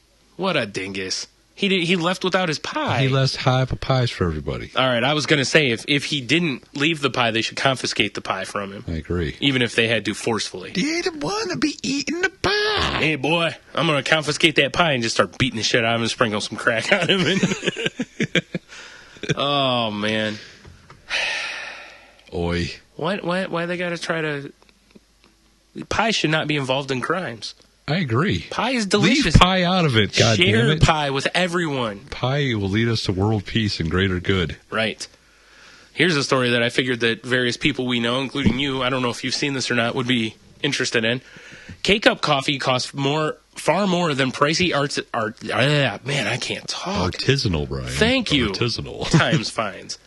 If you're using a Keurig or K-Cup, single-serve coffee maker, or one of its many rivals to brew your Morning Joe, you're being gouged. According to a report yesterday from New York Times Java expert Oliver Strand, the coffee in the machine's capsules comes out to a whopping $51 a pound. That sounds about right. That's more, he writes, than all but the highest-end beans produced by artisanal roasters like Stumptown and Intelligentsia, let alone Folgers. What? What? What Yeah, when I about think Folgers? artisanal, I think Folgers. Yeah. Well, I'm sure they have a bucket of beans at the store or something that these says artisanal. freeze-dried crystals are very artisanal. Oh, are they now? Oh, man. Then it goes on to where it's like, of course it's cheaper if you buy from Amazon or if you use the K-Cups, your own K-Cup or whatever. I'll be honest, because we buy the big box of them from Costco. Mm-hmm. And we have we buy beans and shit. Yeah. But it's so convenient. Just I know. In there. But isn't that amazing? $51 a pound. That sounds about right. I just wanted to throw it out there for anyone who doesn't know that, just because it was a humorous number to me. We have one. Yeah. Full disclosure, you have one. Oh, yeah. And we'll continue to buy them because of the convenience of it alone. Now, for me, it's a different thing. I don't really care for a lot of the smells of coffee. And Right. you know me with my god-awful sinuses. Right. So that can be done, boom, and Jen has her coffee. So the smell kind of gets out of the air. It doesn't, put it all over the place. Right. So it's a little more than it on just the glass. convenience. Put them on the glass. So That is kind of funny. Yeah. And it's somehow not surprising. Yep. But god damn it, sometimes you got to pay for convenience. And speaking of convenient, man charged for allegedly cooking and eating cats. Jason Lewis Wilmert. Jason arrested. Lewis? That's not an Asian name. No, Jason Lewis Wilmert. Really not an Asian name. Well, just because he's not Asian doesn't mean he maybe doesn't like Asian food. That's true. Right? Good point. In a case that has shocked even investigators, a California man's in jail for allegedly cooking and eating cats. Jason Lewis Wilmert is being held in the Kern County Jail on charges alleging animal cruelty and using a pet or domesticated animal for food. Is that really a law? Yeah, I guess. I mean, what if you're starving? Like, if I'm starving, Dublin looks mighty delicious. Get a neighbor's. Just get a stray. Then it's fine. It's not a pet. Starts looking like that old Looney Tunes turkey walking around. Nice. I like it. Neighbors called sheriff's deputies when they heard cats wailing and screeching. Jesus. At the 36-year-old's house in Bakersfield. Well, you got to stuff them first. Bakersfield? The butcher of Bakersfield? Like Running Man? It must be. Shit. Sheriff spokesman Ray Pruitt says he's never seen anything like this. Pruitt says investigators found evidence that led them to believe he had the intent to use a cat for food, but he couldn't comment directly on the evidence. There was a cat in the just brining in the bathtub. There's a cat in the fucking crock pot. Meow. Meow. Shut up in there. Meow. It's like, thump, thump, thump. Howdy. Hello, sir. Can we have a look around your place? Oh, yeah, sure. Come in. And he's like, come here, Fuzzy. He's got one of those giant pans or giant, stock pots. He's trying to lure a cat into one. He answers the door. He's got a big hoagie roll, just a cat in it. Meow. I don't think the cat would be meowing at that. At least the cat shouldn't be meowing at that point. I'd hope he cooks them first. He's like, oh, there's a little cat shimi. Oh, see what I did there? A little cat tartare, if you will. Oh, man. That was actually the part of this that I wanted to talk about was how they found evidence but couldn't discuss the evidence. Yeah, I don't understand. Why can't they? We can hear about how Michael Vick fucking, shot, drowning, hung, electrocuted. Yeah, we can hear all that, but we can't hear about how this man... Because it's the cats. They don't want the internet to turn on them. It's true. No. It's one thing we have learned, Brian. The internet is 90% cats, 9% titties, and then 1% everything else. I read something, I think it was yesterday, I think that said 1 in 3 searches on the internet is for porn. That doesn't surprise me. So there you go. So that would mean 33%, right? Yeah. Here's another one from NPR. Study finds goats adjust their accents based on social surroundings. What? Surely you've noticed that when people move from place to place and stay for a while, they tend to pick up the local accent. This boggles my mind. We could use Madonna as an example, but we're pretty much sure her British accent started from before she jumped the pond. Anyways, 2 scientists found young pygmy goats, which are known as kids, do something similar. Dr. Elodie Briefer and Dr. Alan McElligott from Queen Mary School of Biological and Chemical Sciences at the University of London. Yes, right. Found that when kids join social groups, meaning the goats, not children. Kids on Facebook. Right. Their calls, right, we put the goats on Facebook. And their calls started sounding similar. It means that goats now join humans, bats, and whales as the mammals known to adjust their vocal sound in response to a social environment. Yes, These fucking goats. Yeah. They're talking tea time now, Yeah. folks. Be like, well, these goats were from Central LA and they were moved to Britain. Let's interview them now. Hello, Mr. Goat. Oi. Oi. Meh. Meh. What did he say? Hail to the Queen. He starts fucking talking. Oh, what is that called? Like Brad Pitt and Snatch. Oh, the gypsy, whatever the fuck. Yeah, where it's like, A goat what? eats grass. Oh man, that's fantastic though. That is wild. I seriously, I want to see some ones that start using their front paws or Italian claws goats, or hooves or whatever. Yeah, so they talk like they're Italians. Yeah. And, that'd be great. That would be great. They start wearing like bunch of gold jewelry and gee, white beaters. tracksuits. Yeah. Damn it, Italian goats. This is another story, I believe, from Diggity. My dude. Man's vanity plates attract $20,000 in tickets. I don't care what they say. All I have to say about it is good. Wow. Well, it is a vanity plate, so fuck that guy. Exactly. But what does it say? No something. No tags. All right. There are things Danny White really loves. The Redskins, his red Chevy Avalanche, and a good joke. Just having fun, he says with a laugh. 25 years ago, Danny wanted to have a little fun with his vanity plate, a Washington, D.C. license plate that reads no tags. People, he says, see my tag. Oh, you're from D.C.? I like your tag. Well, almost everyone. D.C. don't get the joke, he says, shaking his head. They don't get it. Because now the joke is on him. I've got enough tickets to where I can I've got enough tickets here to plaster my whole car. $300, $500, $700 for overdue tickets. Because if the city finds an abandoned vehicle or a car missing its plates, guess who gets it? Danny White. It had to be 20,000 in tickets, over 20,000. Tickets for Fords, Hondas, Dodges, That's pretty even a Vespa, funny, actually. Right? Fuck you, Danny. Yep. Every few months he has to take time off from work to go to the courthouse to get the tickets dismissed. I hope every letter that gets sent to shithead comes to him, too. But since Danny drives a Chevy Avalanche, anything marked as Chevy is still his problem. That's awesome. How do I prove it's not mine, Danny says. They say, I don't know. You don't know, it's your system. Figure it out. I don't know isn't an answer. I've got to get this done. Danny's record at the DMV is now so long he says he can't renew his license or registration. I said, let me call Channel 4, get them to help me get this squared away. For 2 months, the News 4i team swam through an alphabet soup of government bureaucracy. DC's DMV sent us to DPW, sent us to DDOT, who sent us back to DMV. Yeah, you know me. Run DMC? He told us, who told us the computers were not set up to red flag problematic tags like Danny's? Dude, this is just a mess that just is a mess that is a mess. See what happens when you're a dick? Yeah. That's karma. It was when they finally got somebody, she says she instructed ticket writers, if there truly is a car that is currently not displaying a license plate, you cannot write no tags. You cannot write none.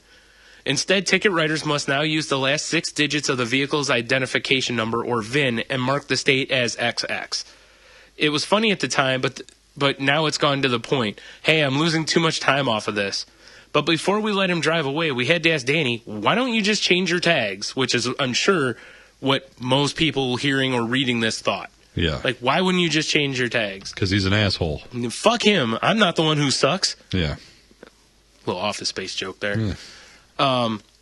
Everybody asks that magic question, he says. Why don't you get rid of them? He says he always responds, are you going to buy me new tags? They say no. I say there's no need for me to buy new tags. I already have. If you pay for it, I'll change them. If not, fix the computer. Now, the woman in charge that gave the quote about how to make things better for him also said they may recall his and any other confusing vanity plates. I would like to see a red Chevy Avalanche upside down in a ditch with no tags on its license plate. Do you know what really bothers me about his comment at the end there? He's a douche? Yes, but aside from that, is when he was like, buy me new ones. It's like, dude, you're taking all this time off of work. Yeah. You're losing money. Listen up, entitled douche. Yeah, every time you take time off work and have to go sit at the courthouse, you are throwing money away. All the money that's being tied up with all this other shit that's going. Yeah, not to mention this guy. I mean, yeah, the system is messed up, but you can change all of that bureaucracy yourself for not a lot of money. I would love it if they just went, you know what? recall his plate. Fuck him. You know? Yeah. That's what I would do if I was them, especially after reading that. I'd just be like, fuck you. Yeah, I'd be like, oh, yeah, well, we're the government, bitch. Yeah, good luck winning. Jerk. Yeah, what a jick. All right. What a jick. Well, you want to do our sight of the week? This was freshly thrown at us. Hot and steamy. Hot and steamy. Thanks, Rose, because I was sitting here, my phone vibrated my lap where I like it. Did you say vibrated? Yes, it's vibrated. Is that violated with a horrible Asian accent? Oh, boy, is it. I was vibrated. I was vibrated. All right, enough of that. Cookie guts. We've already attacked enough ethnicities this week. What? So, the website she sent us is realsnailmail.net. Yep. Which is webmail snail service using real live snails. I haven't really had a chance to look at it, unfortunately, because, like I said, it just literally came through. Uh-huh. But what I'm seeing is, for what looks like, let's see, well, here you go. It says, give yourself some time. The moment you click send, your message travels at the speed of light to our server where awaits collection by a real live snail. That's right. We're not called snail mail for nothing. When time is worth taking, RSM is a service for you. Our snails are equipped with miniaturized electronic circuit and antenna. So basically what they're saying is you can send mail via the snails, and there's links on the site. It's like, see the snails, snail profiles, which I'm clicking on right now. Ooh, sounds erotic. I know. See, your average delivery time for a message is 759 days and 24 minutes. That's hysterical. That's not that much slower, though. Dude, Agent 76, Patrick, he's available. Ooh. He's always been my favorite. What, they only have 2 snails? Fuck you. Well, dude. They have Patrick and Tristan. That's all they have. How many do you want them to have? I want all the snails. Well, then you know how we get them to get more snails? By people using their services. You're right. What was I thinking? Do you think they'll be a sponsor? See what happens. I'm a jerk. I want them to be a sponsor for us. But see, here's what I'm saying. They said they have Tristan and Fred. Mm-hmm. But in this picture, they have, I'm sorry, I got sidetracked. Tristan and Patrick. Yes. But in this picture, Beatrice and Fred are playing together in a pool. Maybe Beatrice died in a horrible, horrible salt accident. That's a sloth, sorry. Or slug, I think the same thing will happen, Okay. though. Yeah. So, yeah, if you want some slow-ass mail, go to realsnailmail.net. I kind of want to. Same here. I kind of want to send something, like, to you. Even though we live fairly close, I just want to send something that takes, like, a year to get to you. Hold on. I just accidentally hit new message and actually have a thing. It's fill out a message. Oh, my. I got to click on terms of use here. I got to see what this is. Are you dumb enough to think this is real? Please. Basically, that's what I'm kind of curious. Yeah. We make no warranty. Oh, I'm kicking the mic. Well, obviously, it's all bullshit, but it's funny. Yeah. It's definitely worth having a Rooksy at. A Rooksy. Yep. We're also going to throw a video up. I'll probably throw it on the face page here, whatever. It's a video of David Lee Roth explaining why Van Halen had a rider in their contract for there to be a bowl of M&Ms in the back of every one of their shows, but there was to be no brown ones in the bowl. Racist? Yes. Racist? No, it's a really... David Lee Roth is a much better storyteller than I ever thought he would be. To the point that I kind of want him to just sit down and do a biography of the band. I haven't watched the video yet. Yeah. I'm going to guess that the brown flavoring and the brown M&Ms are on the part of the tongue that was lopped off from Eddie no. Van Halen. Has nothing to do with that. Nothing to do with his lopped off shitty tongue? Nope. Okay. Well, then I don't know. But it's still a good story. Okay. Especially if you're a Van Halen nut, you'll probably enjoy it. And you get to see him wearing some kooky outfit. You ever hear that isolated tracks of Running from the Devil? No. Someone took it and it's got David Lee Roth's audio and cut everything else out. Oh, my. It's hysterical. Wow. You'll have to find that for me and send it to me. I'm kind of wondering if I can find it right now. Oh, well, excellent. Stall, Brian. Well, while you're doing that, I have settle down, man. Settle down. I have a couple things I can go over real quick. Oh, okay. Jeez, before we get to the top 5. First of all, fuck you, iPhone. I'm going to do a little shout out here because I promised this and I totally have forgotten to do it. I told a friend of the show, Mike Kolazar, who's from Oh my God, I can't think. Resurrection Studios. Jesus Christ, I couldn't remember that. To tell everybody, they've got a thing. If you're curious how to do makeup effects and whatnot for like indie movies, like on a budget, they've got a little dealie up over on their YouTube page.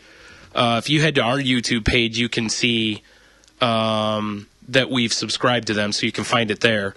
And you can also, or if you go to our Facebook page, you can check them out. Otherwise, they're at resurrectionfilms.com. I believe. I hope. Anyways, the links on our Facebook page to their Facebook page. So them and KMM Entertainment are all the same. And once again, I want to thank our buddy Dave and his left of center chums for our intro music. Sure. For sure. For helping a brother out, maybe two brothers. Are you ready, Brian? Yeah. Oh. Oh yes.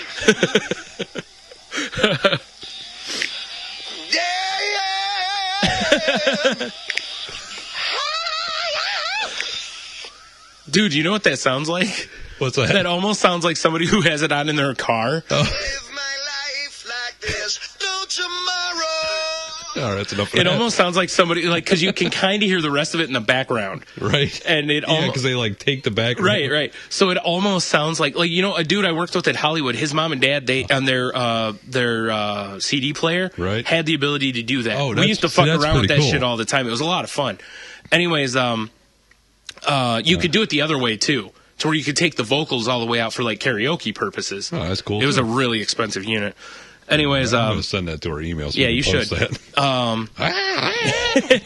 But that's what it sounds like, somebody singing in the car, Yeah. like to where you kind of hear the audio in the background. Oh, I have one other thing to get to. I almost forgot about. We got to do our top five too. Oh yeah, we do. For sure. We're getting there. Where are we at anyway? Oh, we're fine. All right, we're fine. Last time I looked, it was hour 24 actually. Oh damn, we on it. Yeah, we're in good on shape. schedule. Yeah. We're still well under 2, so that's all right. I actually was afraid. I was like, man, it feels like we're getting close to 2. For a while. Yeah. I didn't post a sports dealie last week for 2 reasons. One of which was I was fucking sick. Fair enough. And I didn't want to be like blowing my nose while I was trying to give reports. Right. The other reason was because with football ending and stuff, it was kind of like there really wasn't anything. Insanity. Oh, I'll shoot the ball. Hey, look. I know he doesn't sound like that. I got the list right here. Lynn, right there. Fair. I mean, I don't follow basketball at all, but I know about Jordan Lynn, I know. So I know. It tells you something. I know. So, but anyways, that'll be on the next one. I got a few topics to finally rant over because I kind of was thinking about it. Instead of shooting for a certain day every week, I think I'm just going to wait until there's 4 or 5 topics. Then do it. Yeah, because a lot, like for a while, I was looking. looking. Weekly shit is hard sometimes. Yeah, it is. Because like with that, I was like, man, there's only like I could just talk about what's going on, but it's kind of boring to me. Like to me, and then I'm just like la la la. So dooby doo. All right. Oh, top of 5. Seriously, dude. I can't help it. See here, I got to pull up my list. Marinated ankles. If you don't remember, that's the name of the show, by the way. That's a good one. Marinated ankles. If you don't recall from last week's Salty Language, our top 5 this week was, previously on Salty Language. Nice. Our top 5 was top 5 comic book villains. Yes, that's what we agreed to talk about. Yes. Some coffee talk. Coffee talk. Yep. You want me to kick this off or you want to kick it off? Kick it off. All right, I'll kick out the jams. All right, Brian, my number 5, and this is coming from, because this comes from a comic that got me into comics. Richie Rich? Yes. He was a Hot jerk. Stuff, or whatever that was called. The little devil from the Archie universe. Oh, God. Was it Hot Stuff? I think it was Hot right. Stuff, which ironically I think is the name of my magical dagger in Skyrim. Because you can name the shit. It's not Marinated Ankles? No, but next weapon will be. But my number 5 is Kingpin. Ooh, yeah, Kingpin's a good one. Because what got me into comic books was reading The Punisher. Oh, fair. You know? And he was always the main, and plus he fucked up Daredevil too. But true, and he was also a Spider-Man villain for a while too. He kind of crossed over because it was all many. It was all New York. All New York, so, yeah. Although on the Punisher, I got to bring this up. I was watching the Thomas Jane Punisher movie yesterday on Netflix because I was like, I remember when first time I watched, I was like, this isn't a bad movie. The second time I watched, it's terrible. Yeah, it is pretty bad because there's so much shit he does that's so not Punisher. Yeah. Like when he's like, I just threw all your money out the window. The Punisher just will roll in and shot everybody. Yeah. He didn't give a fuck about the money. He didn't give a fuck He'd about leave anything. all that money laying He'd all take over the some place. money for himself to help keep his shit going. Sure. Well, he's got to help Or there's a scene where he... Fuck. What was his name? Microchip, right? Microchip, yeah.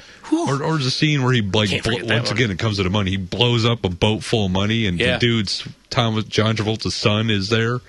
And he looks God, up, I forgot Travolta and was the in it. Punisher's up on the hill looking at him. He just turns and walks away. It's like, mother... He would have shot his If ass. this is the Punisher, he would have rolled in just two fisting guns Yeah. and killed everybody on the beach. It didn't even have to be guns, whatever he's got. Yeah. He's like Bullseye without the precision. So I kind of have to watch the Punisher Warzone movie Damn it. or War Journal. The newest whatever it was. one? I haven't seen that one. Yeah, I yet. haven't either. Yeah. Maybe they did it right there. Probably. But watching that one, I was like, this is so not Punisher. I know, right? Although I do like the scene of, Kevin Nash as a Russian. Just beating the fuck out of him. Oh, see, when I think of Kevin Nash in a movie, I only think of two movies. Super Shredder and... Oh, of course. Almighty Thor. Reviewed on a previous Although I episode did of see- Salty Language. I did see a great motivational poster with that picture with Kevin Nash as the Russian from the Punisher. Because if you remember, he's in a red and white like striped tank top. Yep. And the picture was, in Russia, Waldo finds you. I was like, oh, that's pretty funny. That is pretty good. I like that. Anyway, carry on. Oh, shite. My number 5 is Brainiac. Ooh, that's a good one. I got a pretty powerhouse list, so Right. there's not probably going to be a big surprise. I have one honorable mention that I don't have any honorable mentions. actually just jumped into my head a minute ago, but we'll get to that later. Brainiac was was like a supercomputer that was out to absorb like all the knowledge of was it just Krypton? Absorb all the knowledge. I think it was Krypton, right? If I'm not mistaken. And basically, the one piece that he didn't have was Superman. Like he needed to get his knowledge to basically be complete. Right. And and he could pretty much. He was almost impossible to kill. It was pretty much like Marvel did the same concept with Ultron, Right. to where he could just kind of put pieces of himself somewhere else, and then and fuck continue. you. I don't want to hear one Harry Potter comment about this, but because this shit was around way before that. Anyways, but he could put a piece of himself into another computer and basically start again from nothing. So it made it to where every time they thought that they had him defeat, Superman finally was like, oh, he's gone, and then Which in all the Superman movies they've been making, why haven't they done Brainiac? Brainiac is They keep bringing back Lex Luthor. I'll tell you, and here's the deal. Lex Luthor is the best Superman villain ever, hands down, Yes. but not in the movies. Right. And Brainiac would be such a better version in the movies. And honestly, there's 3 villains I don't understand why they don't do in the movies. 1 is Brainiac. Yes. 2 is Bizarro. Bizarro would be fun. 3 would be Lobo. That would be great. Because Lobo can go toe-to-toe with him strength-wise, and Lobo is, he's a crafty, retarded, bitch. Yeah. I kind of would like to see a Lobo in Right? a Superman movie. All right, there you go. With his big hooks and his stupid motorcycle. I know, right? What was his motorcycle had a name, didn't it? Oh, dude, I don't He'd remember like it. whistle and it'd come. Yeah. That shit was sweet, dude. Fucking Lobo. I'm sure I'm missing some some villains of Superman that I'm sure there's other ones, but let's be honest, Superman's villains kind of stink. it's pretty limited. Toymaster? Come on. Yeah, like I said, they're pretty limited. But Yeah. some of the good, I mean, he fought Gorilla Grodd before and stuff. And Yeah. Grodd's Grodd, I think, because when he Grodd, I fights think Grodd, Flash now. right? True, yeah, because he's fought Grodd a few times, but it was generally more, I think, with the Justice League. Ugh. Because that's Right. the old brains versus brawn. Like Metallo is a pretty good villain. Yeah, Mattel's good. I like Mattel. I don't know. I'm failing hard on. Mr. Mixel, please. Oh, that's hilarious, but that'll never. That shouldn't be a movie. No, it shouldn't. It should just be Superman versus Lois Lane. Like Superman if- gets drunk at Yeah. night. Well, no, it's just that Oh. she's a shitty investigative reporter because she never figures out that he's Superman. I thought you meant dinner was cold. No, dude, he hits her once, she's done. Well, that's Smush. the price you pay. He has to put up like a fucking kryptonite barrier so he can fuck her. I mean, come on. All right, so moving on. Moving on. My number 4, Brian, is Venom. Ooh, Venom didn't make my list. Because All right, well, I'll give Venom the non-mentioned honorable mention. non-mentioned honorable. Yes. Because I mean, How did I not he's think a of great Venom? bad guy because he started pretty good. as a good guy, basically. He did.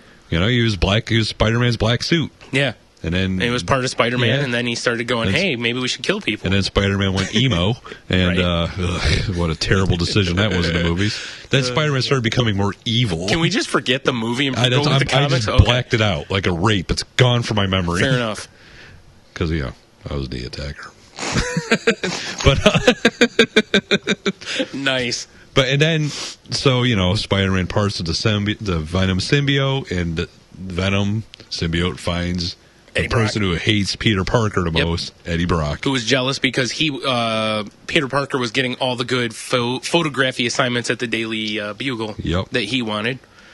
Yep. So that's why. And then when the symbiote bonded with Eddie Brock, it had all of Peter Parker's memories and shit. So he technically had Veda's spider sense, baby. Yep. Oh shit. And if Eddie Brock had any mental capacity, it would have been brutal. Oh yeah. So, what are you gonna do? Yeah, but Venom, good villain. Venom's sweet. Good villain. When I first read a book that had villain in it, I about shit my pants because I was like, this is so great. Right. And Carnage too, because Carnage was a good one. When it was the serial killer that got attached to a piece from Venom. Yeah, one so of you Venom's had a deranged, babies or whatever it was. Yeah. And I know they went even further, and I don't care about those. What was it, like the Symbiote Syndicate or something like that? They had a whole... Enough of that garbage. Yeah, they went a little... Once they realized how popular Venom was, it kind of went a little overboard. They were just hoping it would help people forget the Clone Saga. Oh, boy. Yeah, about that. Realistically, the number one villain on our list should be the guy who Rob Liefeld? No, we're not talking about Captain America's villains. Oh, fuck. Anyways, yeah, Are you thinking Red Skull now? Yeah, I'm starting to have villains popping into my head. It was a hard list to nail down, really. No, I was thinking the guy who ended up killing Uncle Ben. That would be funny. Random thug. Yeah. All right. So where are we at? Number 4? We're at number 4. I don't have mine numbered. I'm just looking and then you're good. Analyzing. This is a tough one.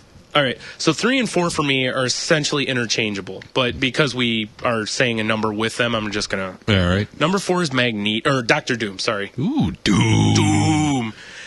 And Doom, oddly enough, did not make my list. And damn it, because I've kind of given away my next one. But anyways... It happens. Doom falls down a little bit compared to some of the others because Doom never won.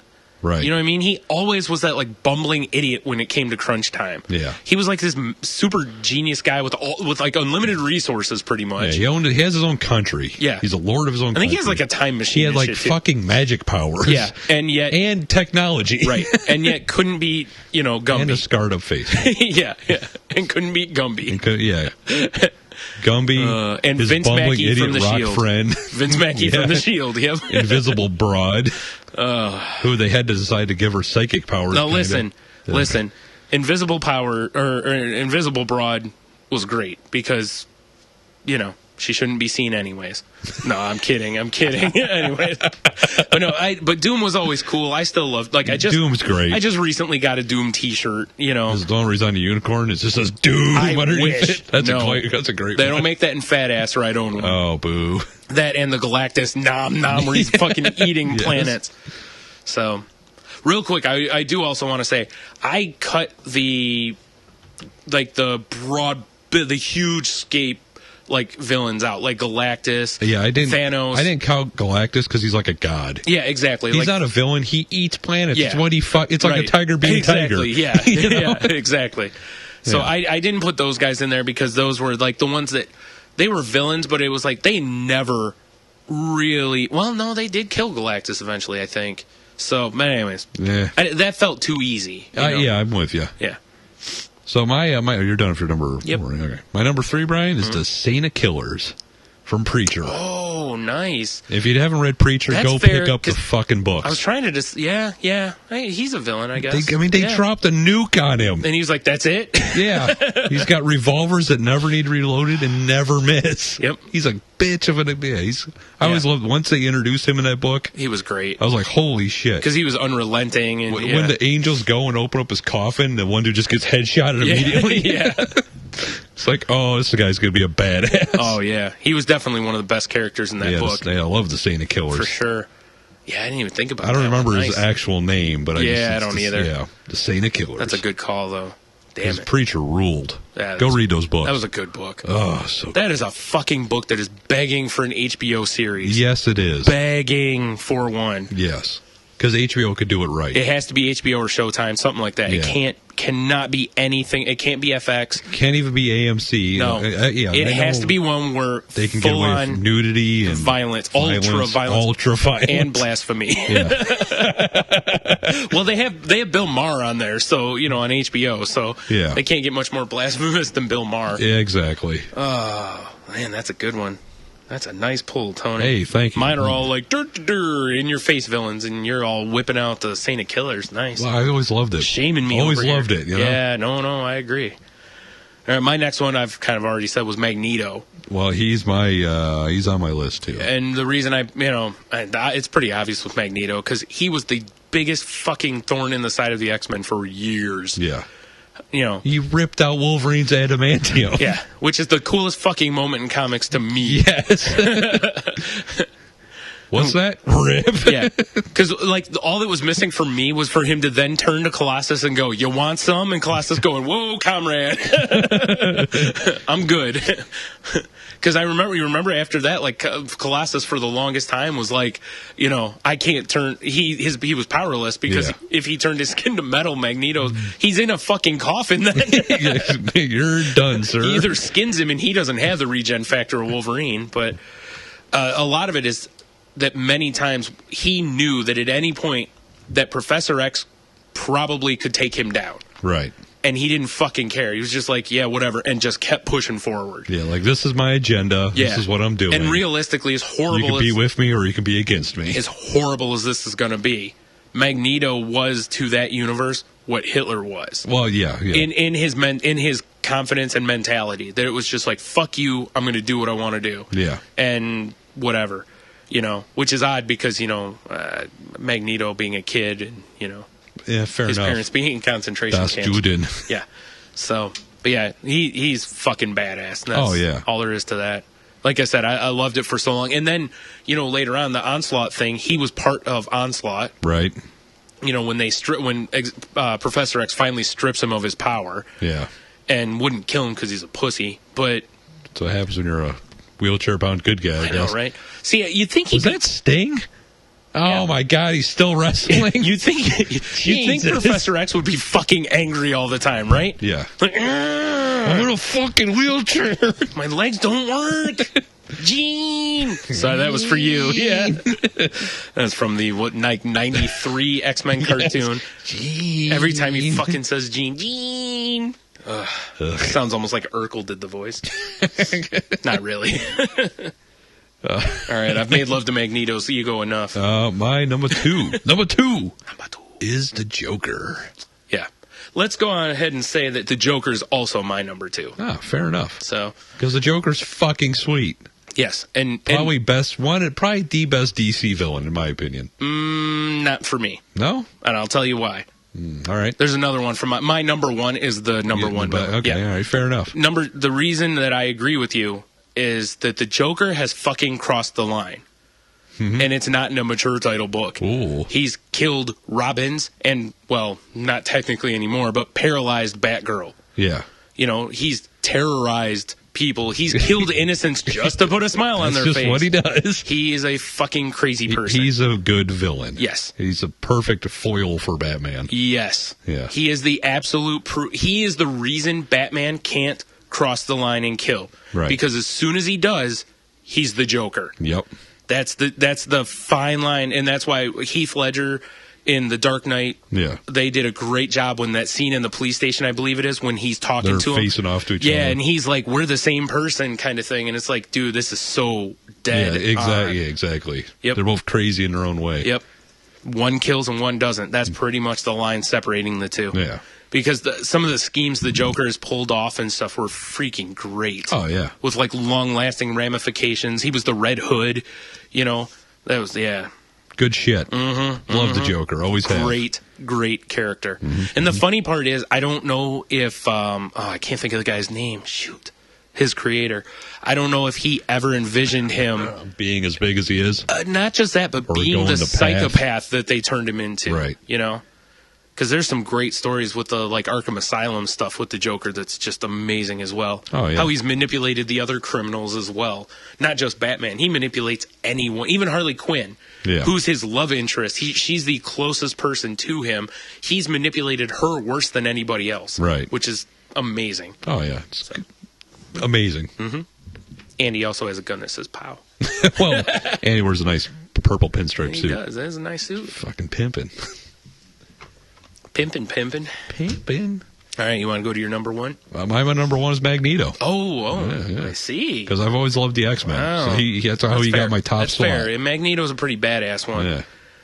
Like I said, the only reason he got moved down my list was because I like the Joker better. The Joker's just it was my 1 and 2 were Joker, and I was like, I kind of like. I mean, I love Batman, but I really enjoy the X-Men. So now, see, my number one kind of quick is I like my number one for the same reason that if you ask me who my favorite favorite hero is, I'm sure we'll do this list. It'll be Batman, right?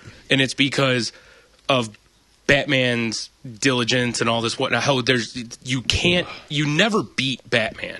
Right. You might slow him down, you might seem like you beat him, but you never beat him because he's always trying to figure out down the road the next step somewhere. Right. You know, kind of a thing. Even in like the Dark Knight Returns or wherever, when Superman puts him in the ground finally, right. He doesn't actually do it, you know. So anyways, my number one villain is Lex Luthor. Ah, fair enough. Because Luthor never loses. Right. He just gets gets set back a little bit. And the reason that I put Luthor number one is all the ruthlessness of Magneto, of the Joker, all that stuff. But it's for the storyline where Lex Luthor was president. Right. Because that was some brilliant shit. Because Superman can't win the PR race against Luthor anymore. Right. He can't go, he's a villain, because Luthor's like, whoa, I'm the president. What are you talking about? I'm looking leader out of the country. Yeah, I'm looking out for the best interest of the people. You, sir, are a threat to the people. And it was, do you remember when they had the fucking Luther for president and shit? And everybody was like, what the hell? And then when they had him win, and I was like, man, I don't know about this. Yeah. And then you read the books, and I was like, this is fucking brilliant. They should have done this years ago. Right. Because it made him untouchable by Superman. Well, yeah. You know, Superman kept giving him I'm watching you, and Luthor's like, watch away. Like, okay. Yeah, Luthor would do shit right in front of Superman and not care. You know, it's the same concept that Magneto and the Joker. Right. To me, the best villains were the ones that were the most, I don't know what the word for is. You know, like a psychopath. You know how they can be completely calm when they kill, basically. Right. It's that idea. That Luthor could be doing something horribly bad and just be like, Look at the soda I got. It's delicious. Yeah. You know. Oof. Jesus Christ. Nice job. Like I said, I really had to fight against characters like Thanos and Apocalypse. Well, because they're great villains. Yeah. But they affect everything on such a mass. Right. And like you said, like Thanos fits right up there with Galactus. Thanos is almost a god. Yeah. You know, so it's like, it's tough to. Like, I'm going to wreck the whole universe to get these gems for my gauntlet here. Fun times. Yay. Yeah. All because I'm in love with death. Yeah. You know, and same with Apocalypse. It was that kind of thing, too. I mean, Apocalypse essentially was a god. Yeah. So it's, you know. Lord of his own little world. Yeah, it felt to me, it's like, that's going next. That's like another echelon of, you know, things. The honorable mention we didn't get to was Bullseye. Yeah. And the reason I fucking love Bullseye because that whole anything he picks up is a freaking weapon. Yeah. You know. Excuse me. I just enjoyed the character and that's it. Plus some of his shit with like Daredevil and the Kills Punisher. Elektra. Yeah. Oh man, that's such a great story. That was a great one. Oh, such a phrase of Frank Miller, wasn't it? Sure is. Yep. Yeah. Before he went crazy. Well, you'll have that. Yeah. There were so many villains I had to try to choose from just out of love of books. Like even like Yellow Bastard from, you know. Yeah. It's just like, God, there's so many good villains. Like cutting out like Red Skull and stuff was tough because Red Skull's a good villain. That's why I had to throw into Saint Killers just for some little offbeat. Yeah. Because there's so many good mainstream villains. That was the first thing I did was try to think of all the major characters. Maybe we should have done like top 5 like Marvel DC and maybe do a different one. Because I got one more that didn't make either of our lists too. Would be like Sinestro.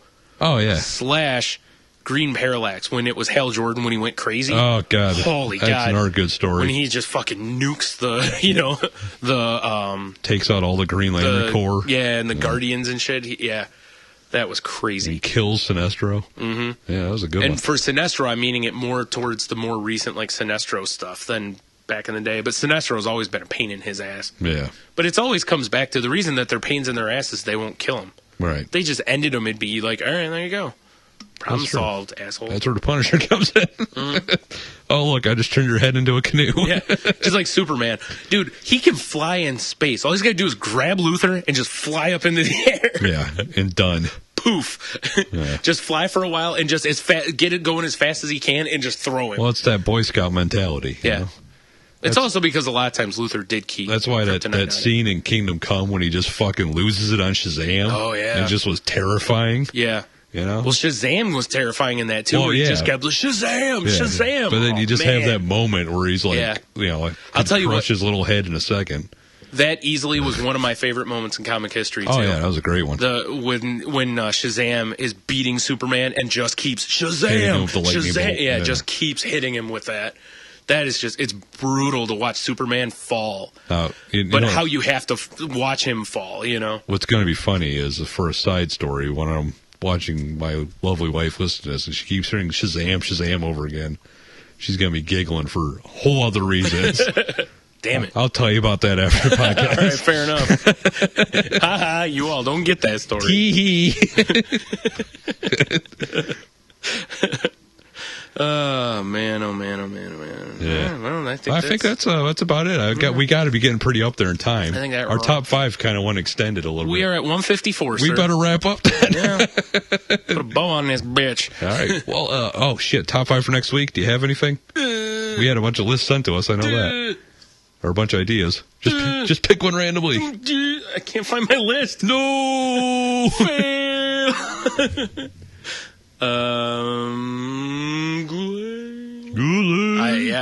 I don't know, dude. How about the top 5 cult movies? Rose just said to me over. Done. Okay, top 5 cult movies. Yep. Stay tuned. Or don't. Or don't. Wait, Or- please but do. Definitely have a beer. Yeah. You'll be fine. Exactly. See you next week, kids.